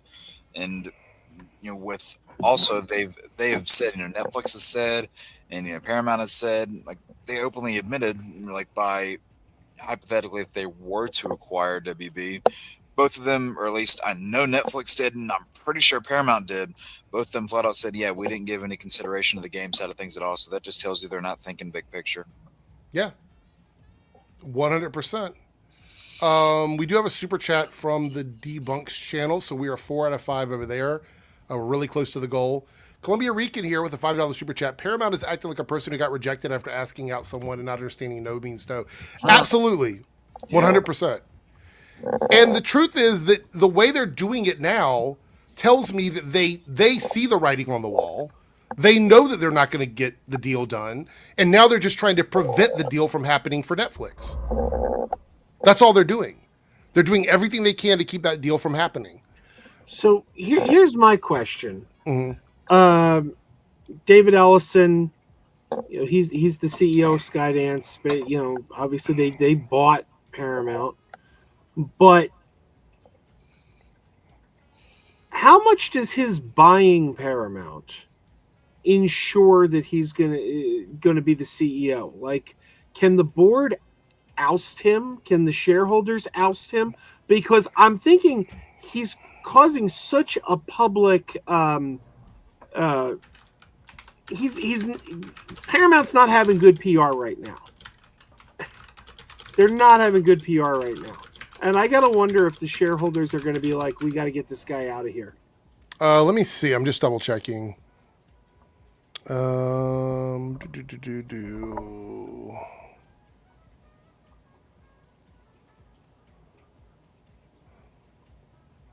Okay, so the Ellison family has voting shares, and they retain these are shares, not cash value, right? Which gives them significant control over Paramount Skydance's board structure. That makes an ouster difficult unless major shareholders or his voting allies turn against him.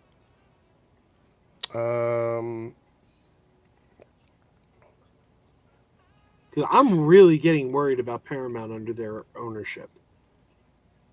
So in theory, yes, the corporate board could replace him, but they would need a combination of shareholder and board support. And right now, there's no talking about that going on. So, you know what would happen? So let's get political for a second. If something happens at the level of like Congress and Trump and impeachment and that kind of stuff, and people see the wind blowing the other direction, people like David Ellison would get ousted because it would be about self-preservation for a lot of these rich guys. They don't want to be the rich people don't want to be opposite whatever the government is doing because they want to stay in good with the government. So if David Ellison, who has big ties to Trump in terms of like politically and socially and financially, if that were to happen, the board of directors may oust him if Trump were to get impeached or something like that. But I think that's the only way that would happen. So we'd have to like see the writing on the wall. Which, by the way, if this were a political stream, we could talk about a bunch of stuff that's going on right now. Like there's so much stuff to talk about, but we're not. So I'm going to leave it there. I'm going to keep it cute and leave it there. But I do want to talk a little bit about Star Trek Starfleet Academy without spoiling it, because the first 2 episodes literally just came out today. Jake, you don't watch the Star Trek shows, right? You're not a big Star Trek show person. I mean, I'm watching Strange New Worlds right now, and I'm enjoying it. So Okay. there are a lot of ones that I watched when I was younger. Tried watching some of the newer ones. Like I tried getting through Picard, and I was like, I love Patrick, but this sucks, and just wasn't able to get through a number of them.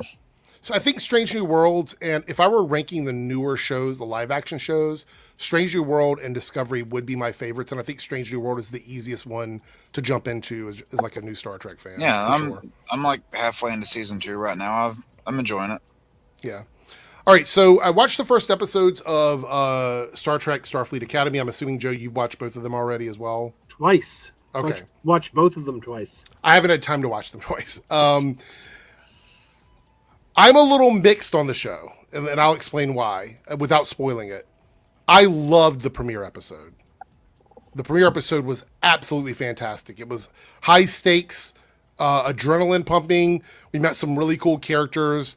I think that the humor and the action worked really well together, and I really enjoyed what we were seeing with the new ship and all of that. I thought that was good. The second episode for me felt very different from the first episode in terms of tone and structure. And I do realize that they want to give us time to understand and meet these characters and get to know these characters. But I don't even think the second episode was necessary.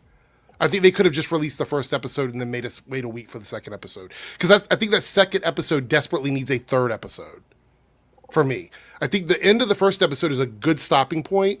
I think if you're going to release 2, they probably should have released 3. I think 3 needs something to balance out the premiere for me. So right now I'm a little bit mixed on it. I like the cast.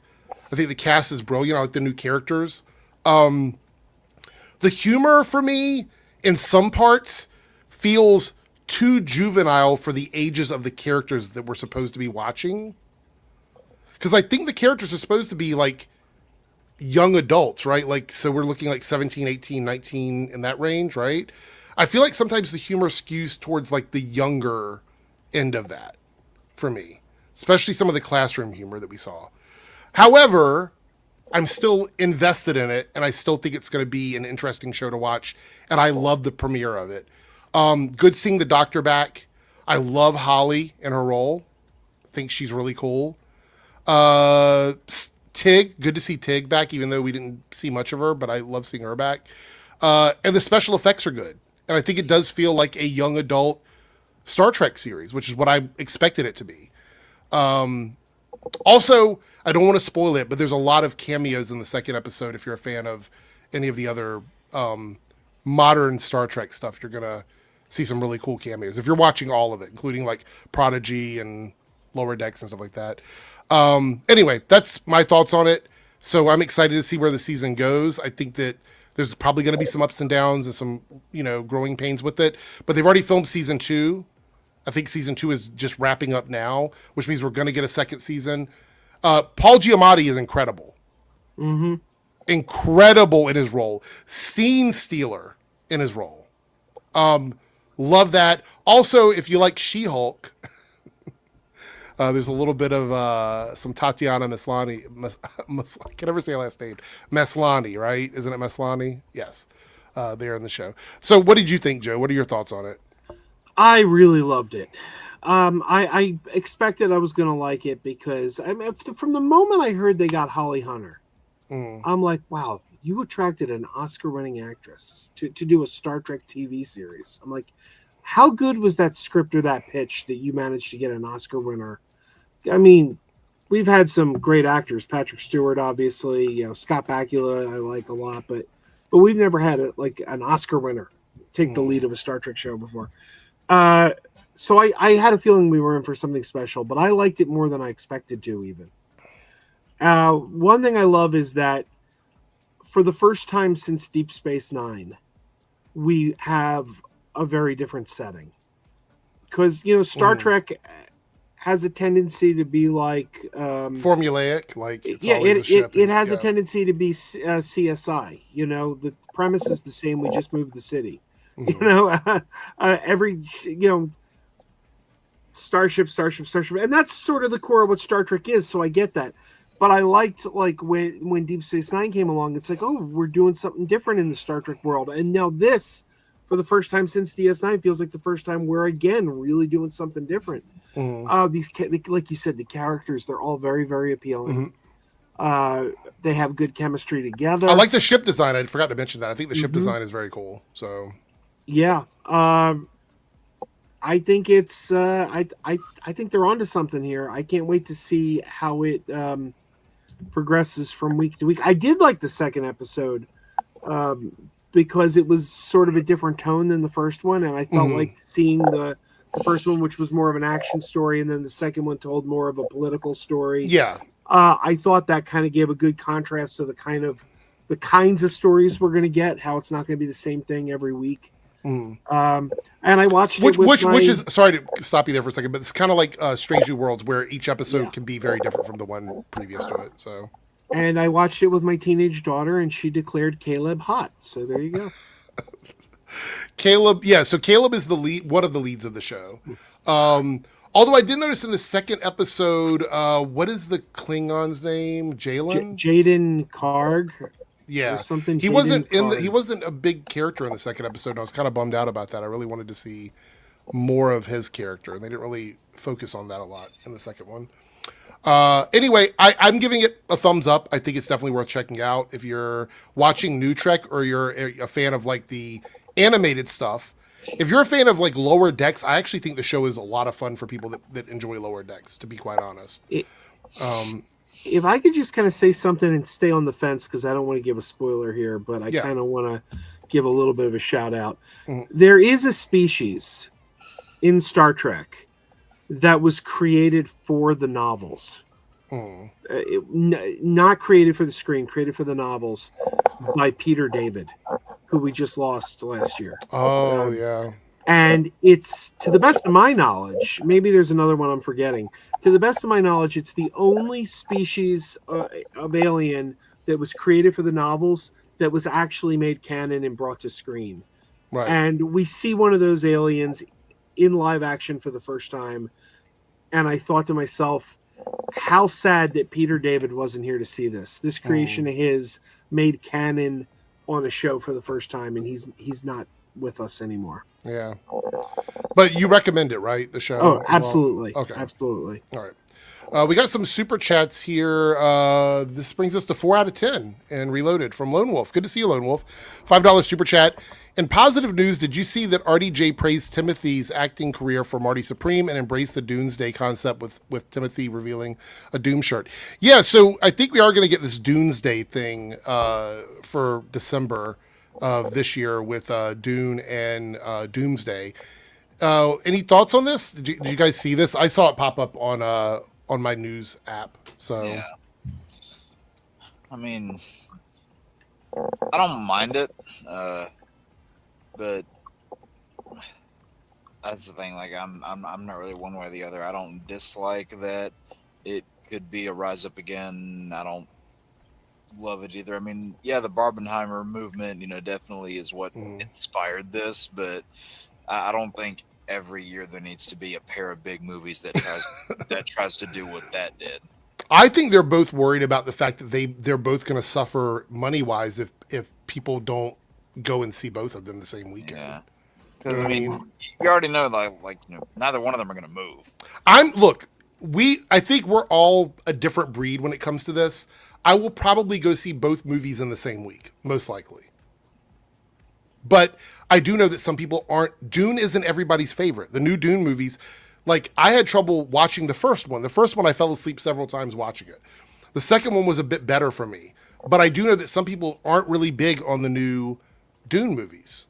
Ironically, the movies were a little bit of a drag for me to get through, but I was completely invested in Prophecy. So I was kind of surprised at that. Like, the movies, yeah, they took like a time or two for me to actually, A, finish them, and B, connect with them. But for Prophecy, I was in as soon as I started it. Yeah, that's the series, right? Dune Prophecy. Yeah. Is it getting a second season? I think. I like that. I actually thought Dune Prophecy was really good. I know some people didn't like it. I thought it was good. Yep. Okay. It is. An announcement was made in December of 24, so production started in late 2025. Let's see.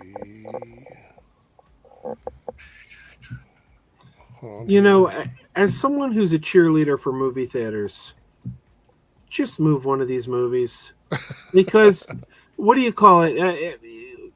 The theaters we get these dry spells where there's nothing coming out, and the theaters are like, we need a movie, and there's got so many months of that. Just, move it out. Help the theaters, man. You're going to do better. The theater works better for everybody. Yeah. So Lone Wolf did a $2 super chat for this here. This is a tweet from Critical Drinker. I'm not seeing any Lara Croft here in reference to the Lara Croft image. And then if you scroll down here, Try opening your eyes from Adam's Dust Movies. So it's pretty funny. I'm going to reply with that gif of Jeffrey Wright from the Batman where he screams, "Open your eyes." Xana says Marvel won't cave, so it's up to Dune. It's up to WB, I guess. I mean, Dune's the movie that's got the most to lose. I think would agree Marvel's with that. more commercial than. I mean, I'm skipping Dune. I'm not going to see it. I haven't liked anything Dune. Going all the way back to the books. Let's see here. All right. A little bit of fun news here. M&M's has announced a collaboration with Marvel Studios in anticipation of Avengers Doomsday. The campaign will feature yellow as Wolverine, red as Deadpool, blue as Daredevil. I heard that wrong. I thought you said Eminem like the rapper. I'm like, what? Purple as Elektra and green as She-Hulk. She-Hulk? That's interesting because this is a collaboration that obviously gets approved by Marvel. She-Hulk's in it? Well, who else could? I mean, Green's Hulk. Well, yeah, but Green's a woman, so yeah. But I mean, they could change it around and have. I guess you know. That doesn't look like Deadpool to me, though. That just looks like he's wearing a Robin mask. Let's see. Let me make the image bigger here. Yes. Oh, he's got the belt on. I don't know.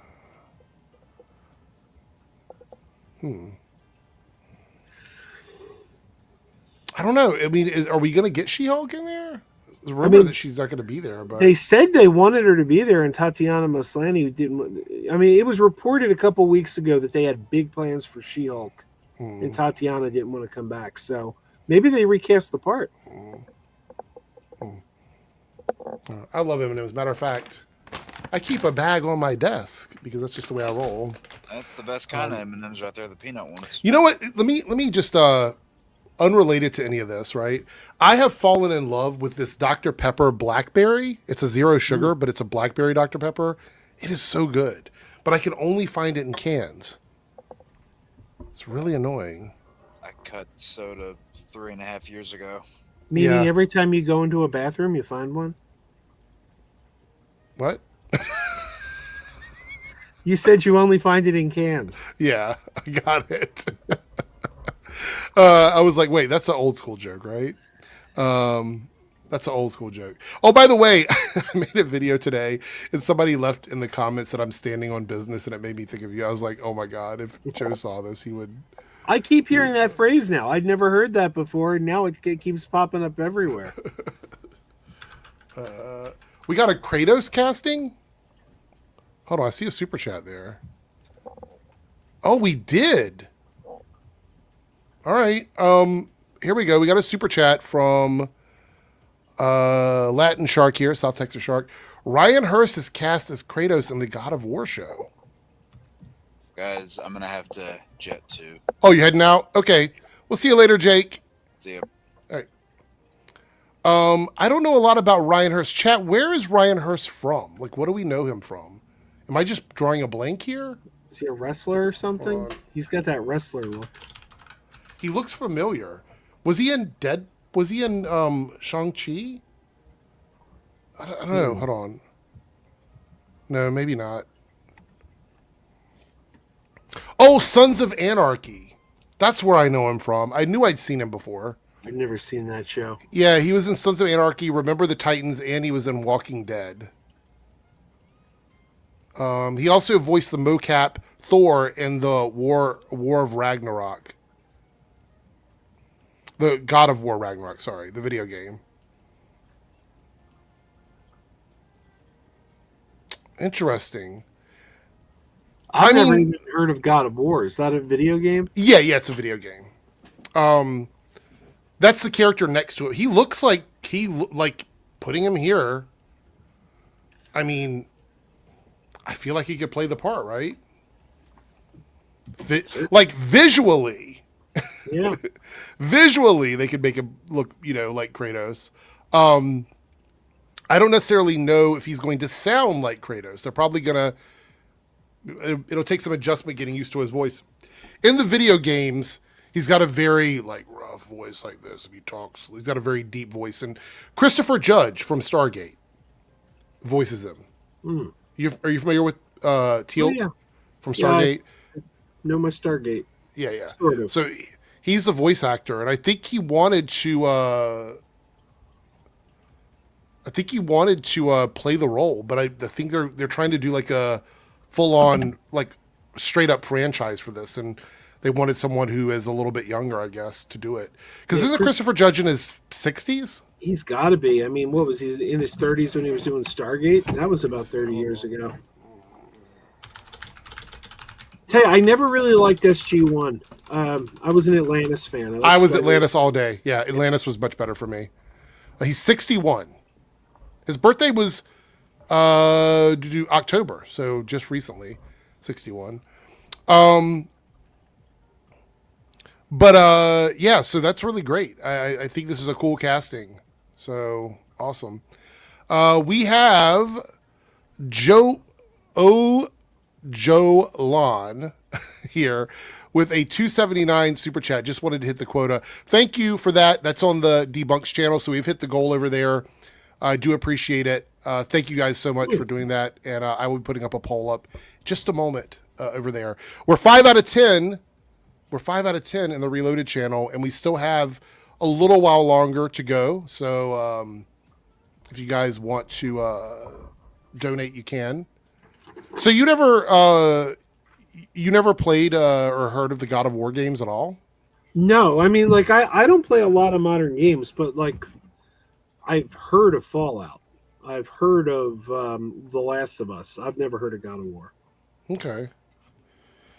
All right, so it's time to get a little controversial, as if we haven't been tonight already. I feel like we've been quite controversial. But we got some information about the Mr. Miracle cartoon. I made a video about this earlier today where I talked a little bit about my thoughts on it. And we're going to talk about that tonight. And now the chat, if they want to like come for me or read me or throw shade at me or whatever they want to do, you can do that, because I'm sure that my opinion is not going to be shared by everybody. But that's fine. I can tell you earlier, I saw your earlier video and I'm half in agreement with you. I'll elaborate later. All right. Yeah. Well, we'll get into it. So this is a synopsis of the Mr. Miracle animated show. The new series will follow Scott Free, the world's greatest escape artist, known to the world as Mr. Miracle, whose perfect life with his warrior wife, Big Barda, falls apart when their two homeworlds, Apocalypse and New Genesis, go to war, and Scott's cruel adoptive father, Darkseid, appears to have captured the ultimate weapon, the anti-life equation, that he will give him total dominance over the universe. As the mountains of bodies on both sides grow even higher, only Mr. Miracle can stop the slaughter and restore peace. But the terrible power of the anti-life equation may already be at work in his own mind, warping his reality, exposing his long-buried pain, and shattering the fragile happiness he's found with the woman he loves. Couple things here before we talk about my thoughts on it. We're getting Darkseid first in an animated series. Massively, big, huge DC villain that's crossed pretty much all the paths of every superhero in DC is getting introduced in a cartoon. How do we feel about that? Do you think that's okay? I'm fine with it. I think there's a lot of people that are going to be annoyed by this. I haven't really looked too deep into it, but I would say this is probably going to piss some people off for sure. But that doesn't mean he can't make it the move to live action. Oh, no. Look, I think there's a high probability that everybody associated with this cartoon will eventually show up in live action somewhere. Like, I think that's going to happen for sure. But I would say that whoever voice acts Darkseid in this cartoon is going to be the person that does Darkseid in the movies. You just basically took the words out of my mouth. I said, if you really want people's heads to explode, bring back Frank Welker, who voiced him on Super Friends. Oh, maybe. Maybe. Here's my issue, though, and we're going to talk about this now tonight.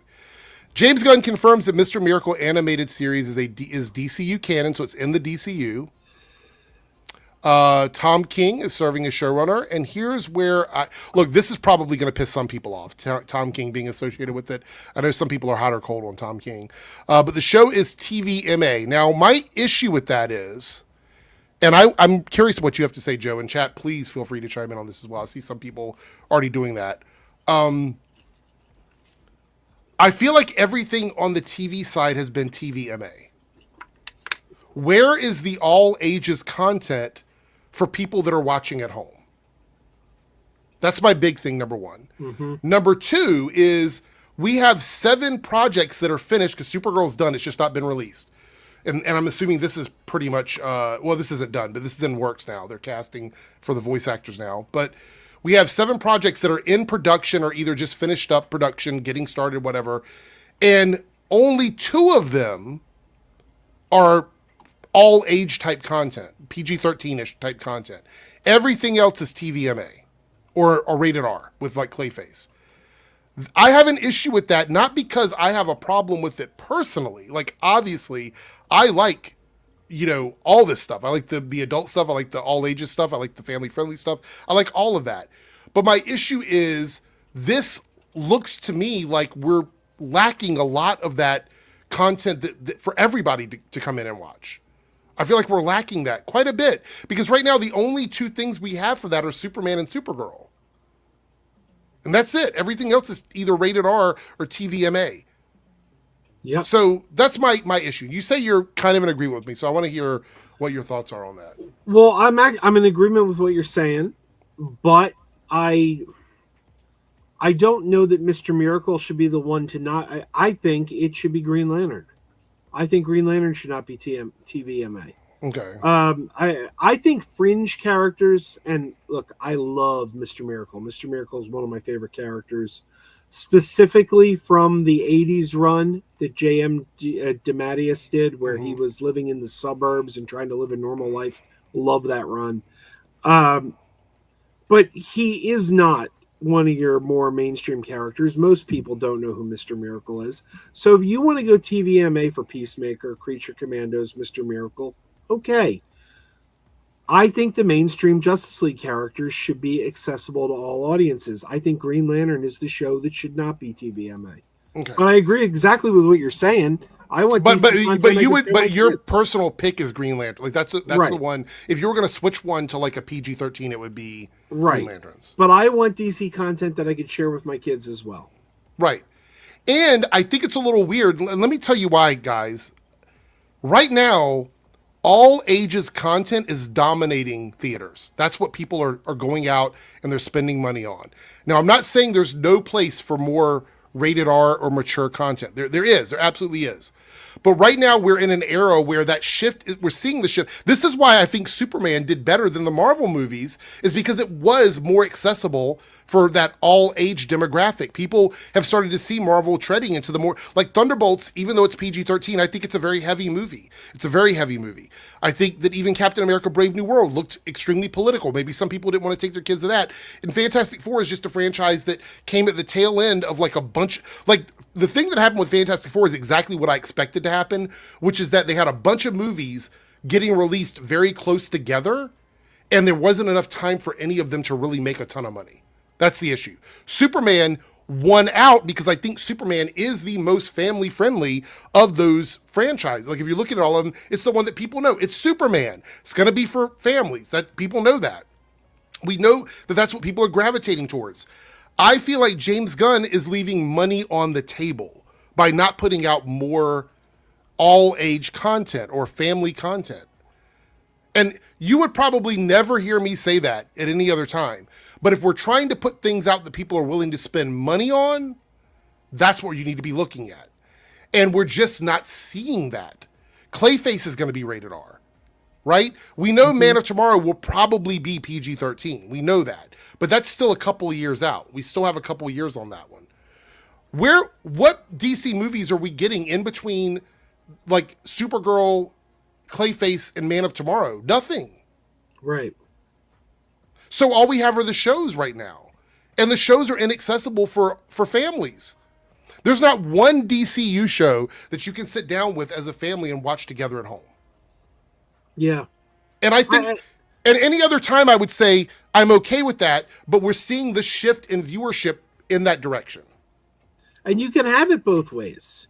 You can have the shows that are more mature and then the family-friendly shows too. You can have both, but we're not getting both. We're only getting one. And Lone Wolf says, I don't know if this is supposed to be a pun or not. Yeah, we're missing context. I think we're jumping the gun way too fast here. I do like the pun there. So there is. I did see some Blue Beetle stuff in the works. I love that. I really like the Blue Beetle movie. I know a lot of people didn't. I thought it was a fun movie. I like the character. I think the casting was spot on. I think that's all good. And Xanacross mentioned Titans. Titans, the TV show, was that wasn't DCU. No. I'm talking specifically about DCU content. Oh yeah. So here we go. This is Donovan goes, I hate to say it, but it feels like you're looking for a problem that doesn't exist. I think it is a problem. Look, I'm not necessarily the demographic for this, but should I go over the top 5 movies from last year again? They're all family movies. Right. They're all things that everyone can watch. I am a cheerleader for DCU. I have fought back against people shitting on Supergirl endlessly. I am not some random hater just looking for a reason to dislike this. I think the show is going to be good. I think Mr. Miracles is going to be a good show. I will tune in and watch it. I'll probably enjoy it. But we have to face the fact that there's not a lot of all-age content for the DCU. And it's a brand new universe that needs to make money. I don't harp on the box office, but it needs to make money for DC, or they're not going to produce anything. I also feel like there is a bit of gatekeeperiness from the fans, because I worry about this with superhero fans, because I don't know why it comes from. I don't know exactly where it comes from, but there's this idea that, well, we're adults now, so these characters should grow up with us. Get your official shill merch from my shop. Anyway, go ahead. But there's this idea that, like, well, we're adults now, so these characters should grow up with us. And I kind of find that to be gatekeepery, because you're trying to keep the kids out. Yeah. You're trying, and we came to these as kids. We came to all these characters as kids. But now the next generation isn't granted that same opportunity. And it's like, I don't know. My dad loved all the DC characters, and then he passed it down to me, and I want to pass it down to my kids. But it's like there's some people who can't pass it down. They're like mine, and I want it R-rated. And I'm okay with that with some things, but not everything needs to be R-rated. I see a lot of people in the chat who are probably having a tough time with this, because this is not me shitting on the quality of anything. I'm not saying that you have to push out a bunch of things every year. Like, that's not the argument that I'm making at all. At all. I don't think there's anything wrong with the quality that I'm seeing of any of the stuff they're working on. I think Clayface looks really good. I think Lanterns looks a little boring, but it looks well made. I think this is going to be good. I'm really excited for Supergirl. That's a highly anticipated movie for me. I'm saying that we as fans have to accept the fact that Warner Brothers Discovery, the fuel for their engine is money. Right. That is the fuel for their engine. So as much as this stuff looks really good, fan appreciation is only going to drive the car so far. There needs to be more content that is accessible for more people, or they're going to see these numbers and go, why isn't this blowing the doors off of our streaming service? Why aren't people just coming in and buying tickets like crazy? Now, something like Clayface that has a much lower barrier of entry, because it is going to be a cheaper movie for them, and it is a horror movie that will probably get released earlier. I know they've got the date set. I think it's probably going to shift a little bit. When that comes out, it's probably going to do well. I think it should be closer to Halloween. Didn't you say that as well? Yeah. Absolutely. I think it should be closer to Halloween. I think it's going to do well, right? I'm not worried about Clayface. I think financially that's fine. But where are the shows on streaming that mirror what we're getting in the movies in the tone? Right? Like in the age group. Like, where is that at? Just one. We've got 4. Is it too? Look, chat, I'm being serious. Is it too much for me to ask for one of the 4 things to be more accessible for all ages? Is that too much to ask? I feel like it's not. You're saying that, and I see this comment up here from Donovan, where Donovan said, the Peacemaker literally broke the Nielsen top 10 Even the Penguin couldn't do that. So DC has no variety. I'm sorry, but that argument is BS. Then tell us, Donovan, where's the variety? Well, but I'm not even arguing against variety of content. Like, that's not what I'm saying. Well, no, I mean variety of audience. Where's the Yeah. If you're saying it's BS, where are the shows the kids can watch? Where are the shows that I can put on for a kid? I actually think that there's a lot of variety in the DCU in terms of the stuff we're getting. Like, I think like we're getting Green Lanterns, we're getting Mr. Miracle, we're getting Clayface, we're getting Supergirl. I think the variety is there. I'm talking specifically about the demo, like the audience that we're getting. That's all I'm saying. Titans Go isn't DCU. Guys, I'm talking specifically about the new universe that they're building. That's what I'm talking about. Yeah, none of the shows Xana Cross mentioned are DC Universe. They're great, though. They're great, honestly. And I'm not saying, like, I feel like people think in extreme sometimes. Okay, so let me make it a little bit easier here. I'm not saying it has to be Teen Titans Go. I'm not saying it has to be, the silliest kid show possible. I'm saying you can make a more mature TV show that is still accessible for all ages. It is possible. We've seen it happen before. Right. That's all I'm saying. Like you said, maybe Lanterns was the show for that. Maybe that was the one they could have done it with. Do I think Mr. Miracle was the one? No. But we also didn't know it was DCU until recently. When this was a separate thing and I wasn't sure if it was DCU, I wouldn't care if it's TVMA. But it's connected to the DCU. See, I thought so now I do care. I thought this was announced as DCU from the start. I thought so too, but people pushed back when I said that. So I thought that I was wrong about that. So yes, there is. Right. So Harrison here, things are coming. The crypto cartoon, My Adventures with Superman, they just announced, let me see. I had this somewhere in my notes. Where's it at right here? My Adventure with Superman season 3 is in production coming this year. They're announcing this stuff, but this isn't the DCU. I know I keep saying it and it's hard to keep, I find it hard to repeat myself. I'm talking specifically about the new universe that they're trying to build where they need to show some sort of financial interest in. Think about this. All the arguments we've had about whether or not Superman made money. I know it made money. It did. Do I think it could have done even more? Yes, it was packed between a bunch of other films. I think it could have made a lot more money. But the thing is, this is what Warner Brothers needs to see now. They need to see moving forward that Superman is a launching pad for them to make money off of this franchise. And one of the things that helps make money is merchandising. You're not going to sell toys to kids of a TVMA show, right? I don't know. Like you said, it's leaving money on the table, and the MCU. Everything was accessible to kids until Deadpool and Wolverine. That was the first that wasn't. Both streams have about the same amount of viewers. One has 55, one has 52, James. So whichever one you want to stay in. There's no main. They're both about the same. I just want to leave it at this. Like, I honestly feel like we should be seeing more accessible content on the TV side. Not everything has to be. But they could announce a show that is in the DCU that is for everybody to watch. That's all I'm saying. Yeah. I don't think they need to change Mr. Miracle to a kid's show. That's not what I'm suggesting. I don't necessarily know what Lanterns is going to be, how extreme it's going to be. Maybe it's the language that makes it TVMA. I don't know yet. We haven't seen enough of it. If that's it, that's an easy fix. Just cut the language. Yeah. So I have a problem with that. But that's my opinion on this. And it's not saying anything. I want to reiterate this. I'm not saying that any of these things are going to be bad. I'm not saying that I'm not watching them. I'm not saying they're going to be a failure. I'm not saying they're going to be slop. I'm not saying they're going to be box office bombs or anything. I'm not saying any of that. I'm simply offering the opinion that, like, where is the all ages stuff on the TV side? That's all I'm saying. And the TV show I'm most excited for, my most anticipated DCU project, is the Booster Gold series that was announced.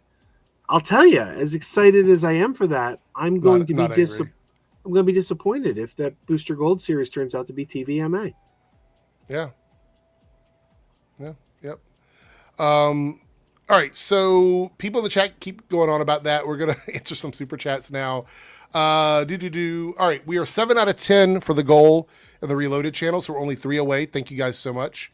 $2 super chat from James. Thanks for keeping up the fight against the Chuds. I appreciate your support. Thank you guys so much for subscribing and being a part of the channel. It means a lot. Thank you for your super chat. Latin Shark, South Texas Shark. When is the next Pagey stream? It is going to be, well, we're doing them once a month, but we're doing 2 next month.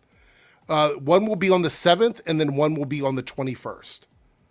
So the 7th and 21st of February are the next 2 Pagey streams. I just have to talk to him and make sure that he's good for both of those.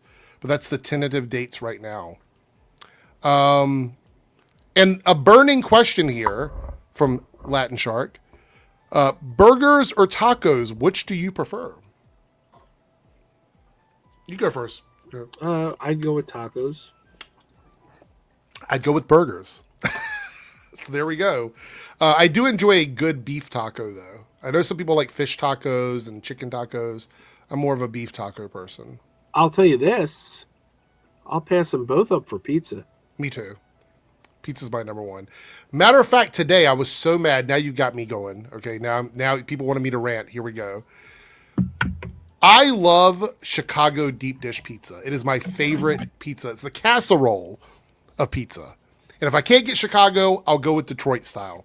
Those are my 2 favorites. Those deep, thick pan pizzas. I don't think I've ever heard of Detroit style. Detroit is really good. Huh. It's all corners. Okay. It's a square pizza that's all corners. So it's cut in 4. But it's a deep dish pizza. I like it. Love it. We have 3 places in my area that make Chicago style deep dish pizzas. One of them is a place called Windy City Pizza. There's 2 locations. They're the best. They're owned by people from Chicago, and the pizzas are incredible. They're expensive, but they're incredible. Then we have a place called Jet's Pizza, which is it's a deep dish, but it's a Detroit style pizza, which is really good as well. And then we have a place called Uno's, which does a Chicago deep dish pizza. Yeah. Not my favorite, but it's okay. Yeah. So today I'm sitting down and I'm like, I'm going to treat myself today. Had a rough day. I'm going to treat myself today. So I'm going to order a Windy City deep dish pizza. It's like $25, but I really, really wanted one. So I was going to do that, right? They don't deliver in my area. And I'm like, okay. I processed it. Then I was like, I know there's a Jets right around the corner from my house. So let's go with Detroit then. We can't do Chicago. Let's do Detroit. So I go to order Jets. They don't deliver to my address, even though they're right around the corner, because there's an interstate right at the edge of where my house is, and they don't deliver over that interstate. And it's literally right outside of my neighborhood, meaning if I drive out, I go over the bridge, it's like 30 seconds to get to the other side of that bridge, but that's where they end their delivery. Then I was like, all right. So I'll go with my third option, which is Uno's, which isn't my favorite deep dish, but I'll do it. They don't deliver either. So I literally had a crash out today, and I was punishing myself because I was getting hangry because I was like 4 hours past lunchtime and I hadn't had anything to eat, and I got a headache from it too, where I was like, I can't have deep dish, so I'm not going to eat anything. And everybody around me was like, will you please eat something? Because you're getting really annoyed and you're really, really angry, or hangry as they would call it. So I will get my deep dish pizza at some point this weekend. I don't know when it's going to happen, but I will definitely get it at some point. Anyway, thanks for the. Hey, you just jogged my mind on something. You said hangry, and it got me thinking of Stephen Colbert, who is the voice of the voice of Starfleet Academy on the show. Oh, really? Yeah, when they're making the announcements, that's Stephen Colbert. I didn't know that. But early on in the movie, there was on the pilot episode. Early on in the episode, there was a voiceover. Mm-hmm. It was when Caleb was crashing his ship, when his ship was coming crashing down. Right. And the computer of the ship was talking to him. I cannot verify this anywhere. I have searched the internet. There's nothing written anywhere. But my wife and I both looked at each other and we said, is that David Tennant? And I think David Tennant had a secret voice cameo in the pilot episode of Starfleet Academy that has not been confirmed anywhere. Nobody's confirming this. But it sounds just like him. I don't know that. Pizza Hut or Little Caesars, Bobby? I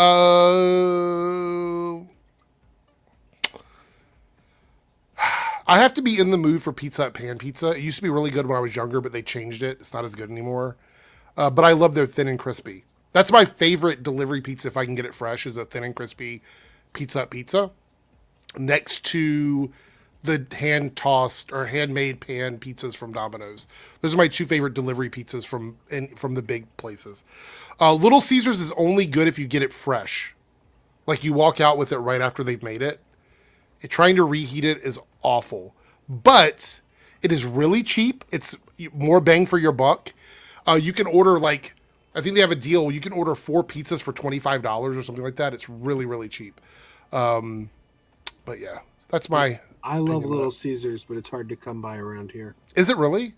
Yeah, it's there aren't many around here. Mine is 5 minutes from here. It's literally 5 minutes from here. The Little Caesars puffs are good. Yeah. Yeah. It was Little Caesars, right, that did the Batman pizza when Batman came out. I did a video on that. I went and tried the Batman pizza, but... Let me ask the chat, would you guys be interested in me going around and doing shorts where I try all the different pizza shops in my area? There's a lot of people that make those videos where they go, they buy the pizza, they sit in their car and they eat it. Would anybody be interested in that? Because I'm kind of addicted to those videos. I would try a cheese pie, and then maybe a extra pepperoni or one of those things or whatever, where they bite it and they get really close to their mic and they're biting into it and you can hear the crunch on the pizza. I might start doing those kinds of videos. It makes me hungry every time I watch them. We can go down a rabbit hole of that stuff. Oh yeah, the Venom pizza. This was in Australia. There was a Venom pizza from Pizza Hut, I think, with black aioli on it. It looked like black goo all over the pizza. It was really gross looking. So. Do you remember the Nightmare Burger from Burger King? Yes. And it was guaranteed to give you nightmares because they said they put some enzyme in the burger that actually caused bad dreams. I remember there was a burger from Burger King that made your poop a different color because of the bun or something. I think it was the squid in the bread or something. I don't know. It was weird. I mean, they didn't advertise it for that, but that's what everybody was saying. Was they're if you use the bathroom after you have this burger, it looks really weird. It's like Frankenberry poop. Probably with the squid ink in it. All right, so we got one more topic, maybe 2, and then we're going to wrap it up. But we are 3 super chats away from hitting the goal in the Reloaded chat. I'm going to go ahead and put up the poll in the Debunks channel since we hit the goal. So if you guys want to contribute, $3 more will get us there. 3 more $1 super chats will get us there, or whatever you want to donate if you want to donate. And we'll be picking one of the things from the poll over there. Let's see.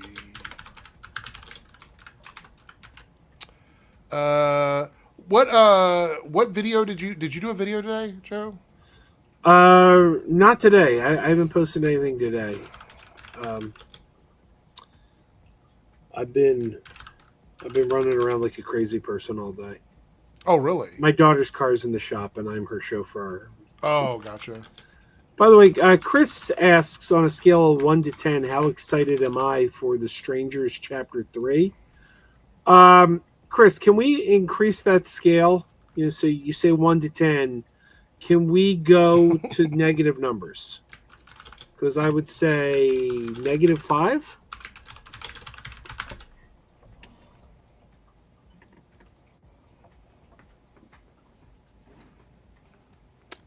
All right. All right. So on the Debunks channel, since we hit the goal, these are your options. You can see me debunking Clownfish TV, debunking a fan favorite, Nerdrotic. I'll find another Nerdrotic video to watch. giving my top 5 worst chud channels, or on the flip side of that, top 5 best anti-chud channels. So pick one of those, and it looks like we hit the goal. We hit the goal. Yay. Everybody's awesome. Thank you so much for everybody that donated. We got 2 $1 super chats from Staggervore contributing, and then we have a $2 super chat from Latin Shark. You have the best questions. I love reading your super chats. I love everybody's, but you have some of the best questions in yours. Ever tried dirt soda? Half and half with soda. We used to call them unalive sodas back in the day. I don't want to say the word because YouTube doesn't like it. Side sodas back in the day, where you would go up to the machine and you would combine a bunch of different things together to see what it would taste like. Sometimes you got a good mix and sometimes you didn't. That's what we called it. Is that, we called it that too, but is that what he's talking about? Because when he said half and half with soda, I thought he meant half and half like that you put in your coffee. I thought he was putting that in his soda. Oh, is that what you mean? I don't know. Specify for us, Latin Shark. When he said half and half, that's how I took it. But no, we used to do that with the soda at the. I've never. If that's what dirt soda is, then 100% I've never tried that. We do have half and half in the other room because my partner loves coffee, so we have a lot of coffee. Now here's the thing: he said yes, but yes to which? I don't know. I've never tried that. Ice cream and soda, root beer is good. I've had the root beer floats with like ice cream in it. Those are good. We have a place here where people go to do milk. So if you ever watch an old show, I'm going to date myself here, but I think Joe probably remembers too, even if he won't admit it. If you watch old shows, everyone that would go out to like eat burgers and fries got a milkshake with it every single time. It was like burger, fries, and shake. Yeah. We have a little place around here to drive up outdoor diner where you park and they come to your window and all that. I think they called them drive-ins back in the day. We're dating. I don't know for sure. Am I old enough to remember drive-ins? But they bring the tray up to your window and you eat in your car. And they're known for their root beer floats and their milkshakes, which I think is pretty cool. What about you, Joe? Burgers with shakes or no? I never cared for milkshakes myself. However, we do have a place around here in the Philly area. It's a little chain called Nifty 50s. And it's a 50s themed like place. They have burgers and fries and everything, and they do have milkshakes. And my daughters, whenever they go in, they got to get a milkshake. So, oddly enough, Nifty 50s always plays 60s music in there. We have another super chat from Lone Wolf before we get into our last topic. $2 super chat. Thank you, Lone Wolf. What's more important to you, tone, story, or writing?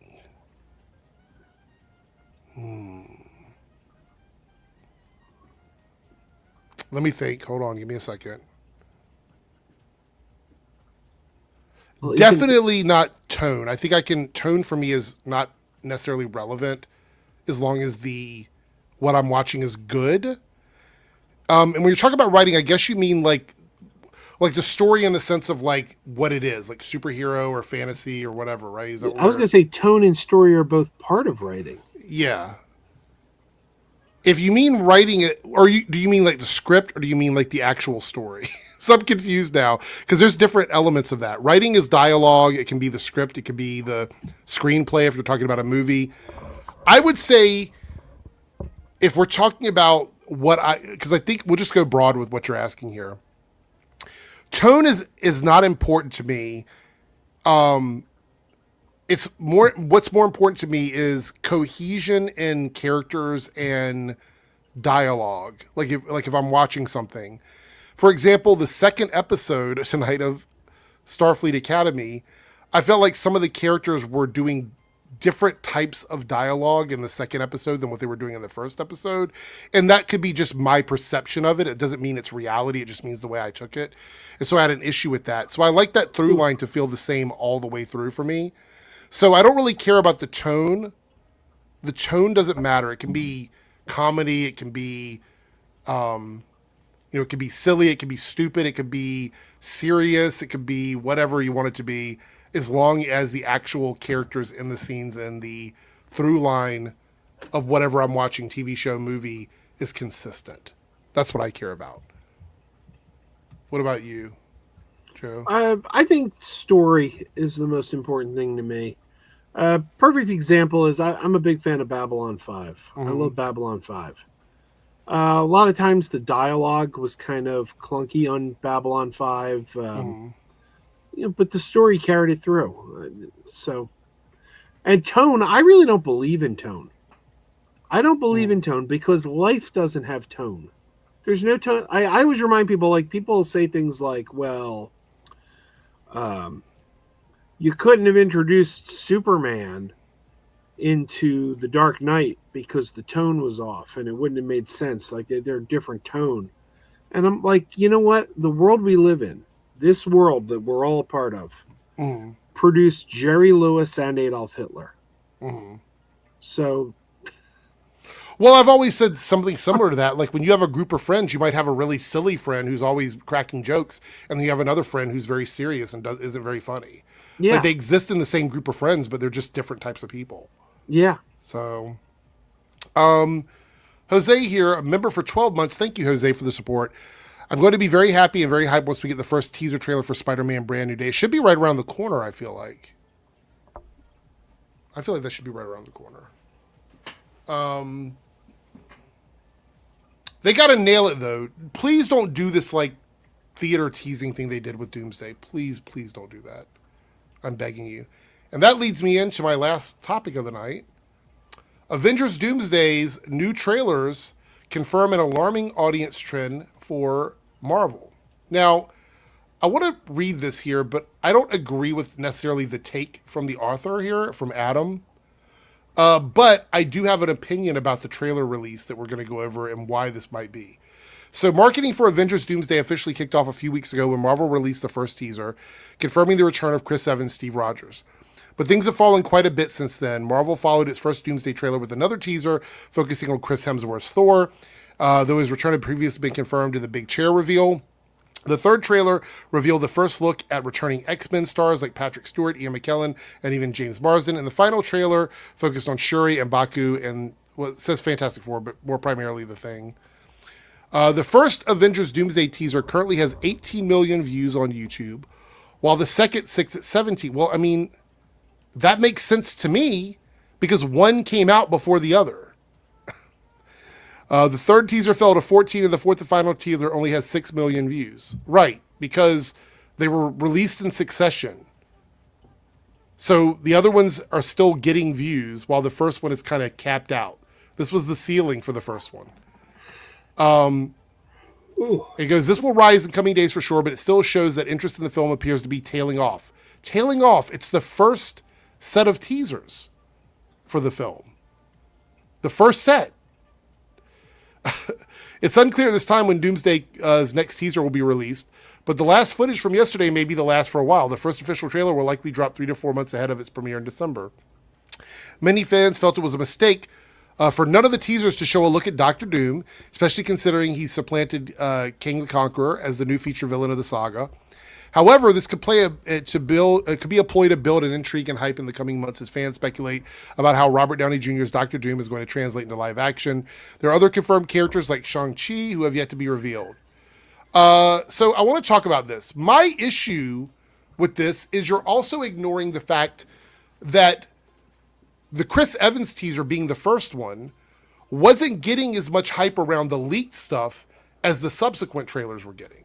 So a lot of people were watching the next 3 trailers as leaked trailers before the official trailer came out versus the one from Chris Evans, which a lot of people were looking at AI trailers. They didn't know if his was the real one or not. So a lot of people tuned into that first one to make sure what they had seen was the real teaser. I do believe that fed into that first teaser as well. Secondly, I think the marketing system, the way they did this, sucks. I like the countdown clock on the Marvel channel they have now, but I don't like that we had to wait and get breadcrumbs of teasers from theaters as they were probably leaked by Marvel themselves like a day after it came out. I thought that was really dumb. I didn't like this marketing at all, And that's my opinion about it. But I don't think it shows a disinterest in the movie. It's the first set of marketing we got. What do you think about this? No, I agree. Wait, agree with me or agree with the article? No, I agree with you. Okay. I mean, that. I don't know what they. First of all, like the last one wasn't that just released this week? Yeah. On YouTube, Like 2 days ago. Yeah. I mean, of course, the one that's been out the longest is going to have the most views. Also, they may have people might have lost interest in the teasers. Doesn't mean they'll lose interest in the movie. Right. Because once we're like 4 in, people might have been like, "Oh, we've seen a couple of these. They're not showing us much. We get it. They're going to show us a couple characters." Or casual fans may not have known there were other teasers. They might have thought the first one was the only one. Exactly. Yeah. No, I think it's kind of silly. Let's wait till we have a real trailer, then see where the needle moves.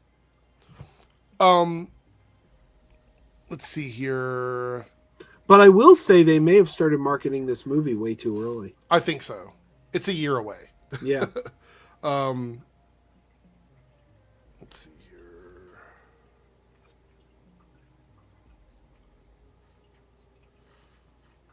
Sorry, I'm having an issue with Nightbot. It's like spamming like crazy in the other chat. I don't know why.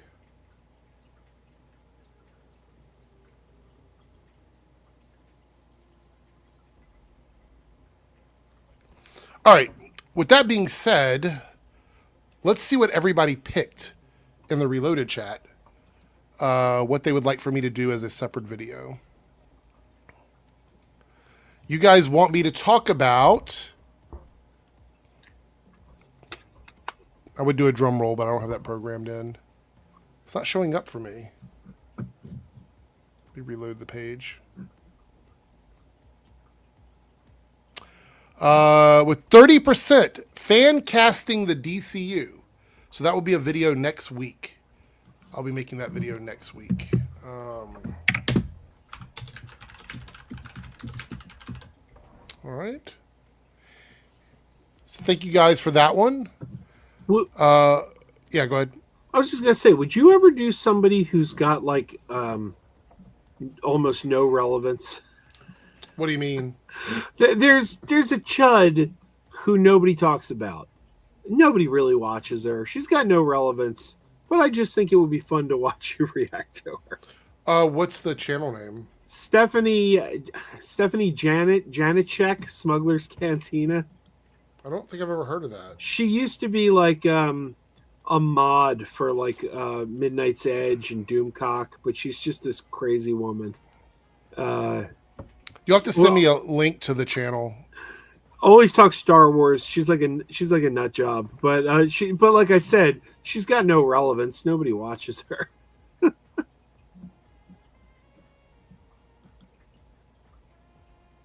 And she gets really mad if you call her Doomcock's wife. Oh, really? We found that out by accident, but it was funny. All right. I think I got Nightbot fixed here. Is it working now? I think it is. Okay. Isn't she the girlfriend of Ryan? Who's Ryan? Which Ryan are we talking about? I think she's in love with Cameron Pasha, quite frankly. Oh. I don't mean for real. She's married. But, oh, okay. But she's always going on about Cameron Pasha. Cameron Pasha said that his source heard that blah, blah, blah. All right, so let's see what everybody picked over on the debunk. Actually, I'll give you guys 2 or 3 minutes. If you're watching on the Debunks channel or you're watching here on the Reloaded channel, you want to vote on the Debunks poll, go over there now and vote on one of those choices. In 3 minutes from now, I'm going to end the poll on the Debunks channel. So if you haven't voted, go over there and vote. Let's see. All right. All right, I have her channel saved now. I'll take a look at it here in a minute. Ryan Cannell? No, she's got no connection to Ryan Cannell. Okay. She only lives about 45 minutes away from me. Ryan Cannell's in Florida, I think.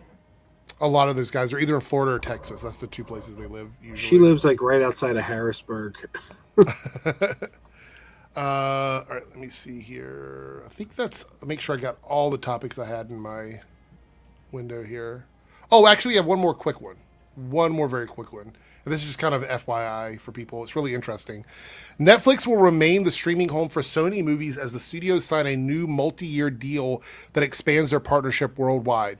Sony's impressive slate of iconic film franchises like Spider-Man Across the Spider-Verse and originals like Anyone But You have been popular with our U.S. audience, and now we're excited to expand and offering it to our members all around the world. So if you live outside of the United States and you want to watch Sony movies, they're now going to be on Netflix. What happened to Disney Plus? Remember they signed a deal with Disney Plus a couple of years ago? Sony? Yeah, but it was like, it wasn't right away. It was like they go to Netflix first, then, I don't know. They were supposed to eventually land on Disney Plus. Yeah, I'm not totally sure. That's a good question. I have all of the Spider-Man movies on Blu-ray, so it doesn't really matter to me. But if you're somebody that has... if you got Disney Plus for Spider-Man, you better watch them now. Because we were waiting for the Muppet movies that Sony owns to finally end up on Disney Plus with the other Muppet movies. Yeah. So Vera Dark is so utterly boring to me. I've tried watching her videos, but she's just so boring. Like, and I know I say I'm bored, but that's ironic. I don't actually want to be bored.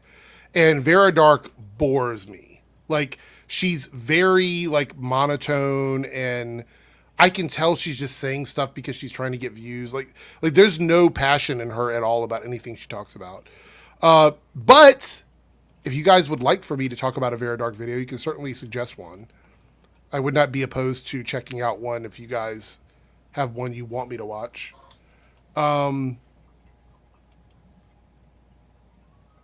Fallout competition show? There's a Fallout competition show? How did I miss that? Hold on.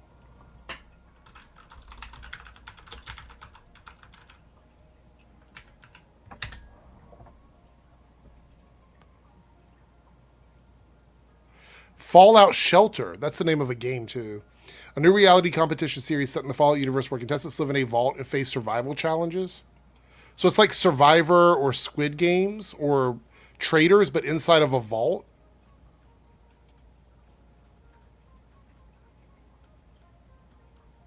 That's weird. I don't know how I feel about that. I feel like we've got enough reality shows that do that. But I don't know. All right, we're going to go ahead and see what you guys voted for on the Debunks channel. And you want me to... Let's see if it'll show up here. Is it going to show up on my screen or not? Hold on.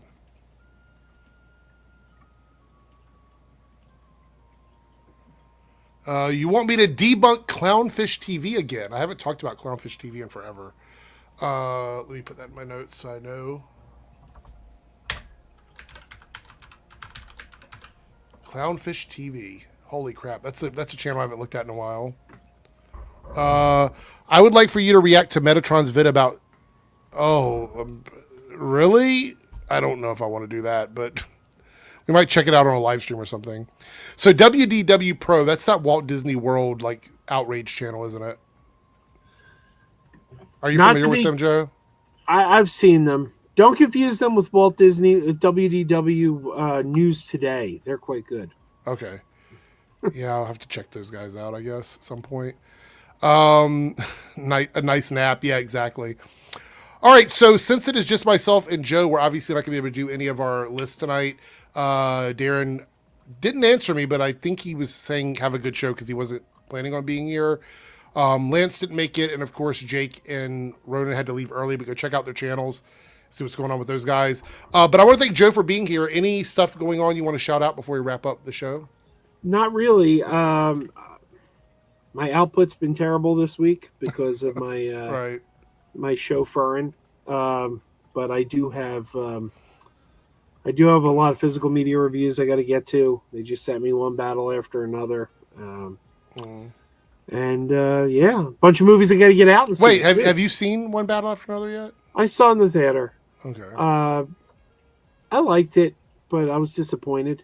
Right. I don't know. People went nuts for that one, but yeah, it's okay. It's not a bad movie. I like Boogie Nights better. Boogie Nights is my favorite. Boogie Nights is in my top 10 favorite movies. It is mine too. It's one of my favorite movies. Yeah. So, all right, everybody. Thanks for the super chats. Thanks for hitting the goal tonight. I do appreciate everyone being here. We'll be back on Monday night this time. Hopefully, StreamYard's working okay and nothing bad happens and all that stuff. But we'll see everybody then. Thank you for supporting the stream, and everybody have a great weekend. See you later. Hey there, if you're seeing this, that means we have reached the end of the stream. Thanks so much for your continued support with comments, likes, subscriptions, super stickers, and super chats. I just want to give a special shout out to all of the channel members who have contributed to the success of this channel with paid tiers. On the screen, you will see your name displayed as a signal of appreciation from myself and the channel. If you would like to see your name on this list, consider selecting a tier with the join or plus button depending on your platform. Thanks again, everyone. Let's hang out soon in the next stream, and I'll see you then.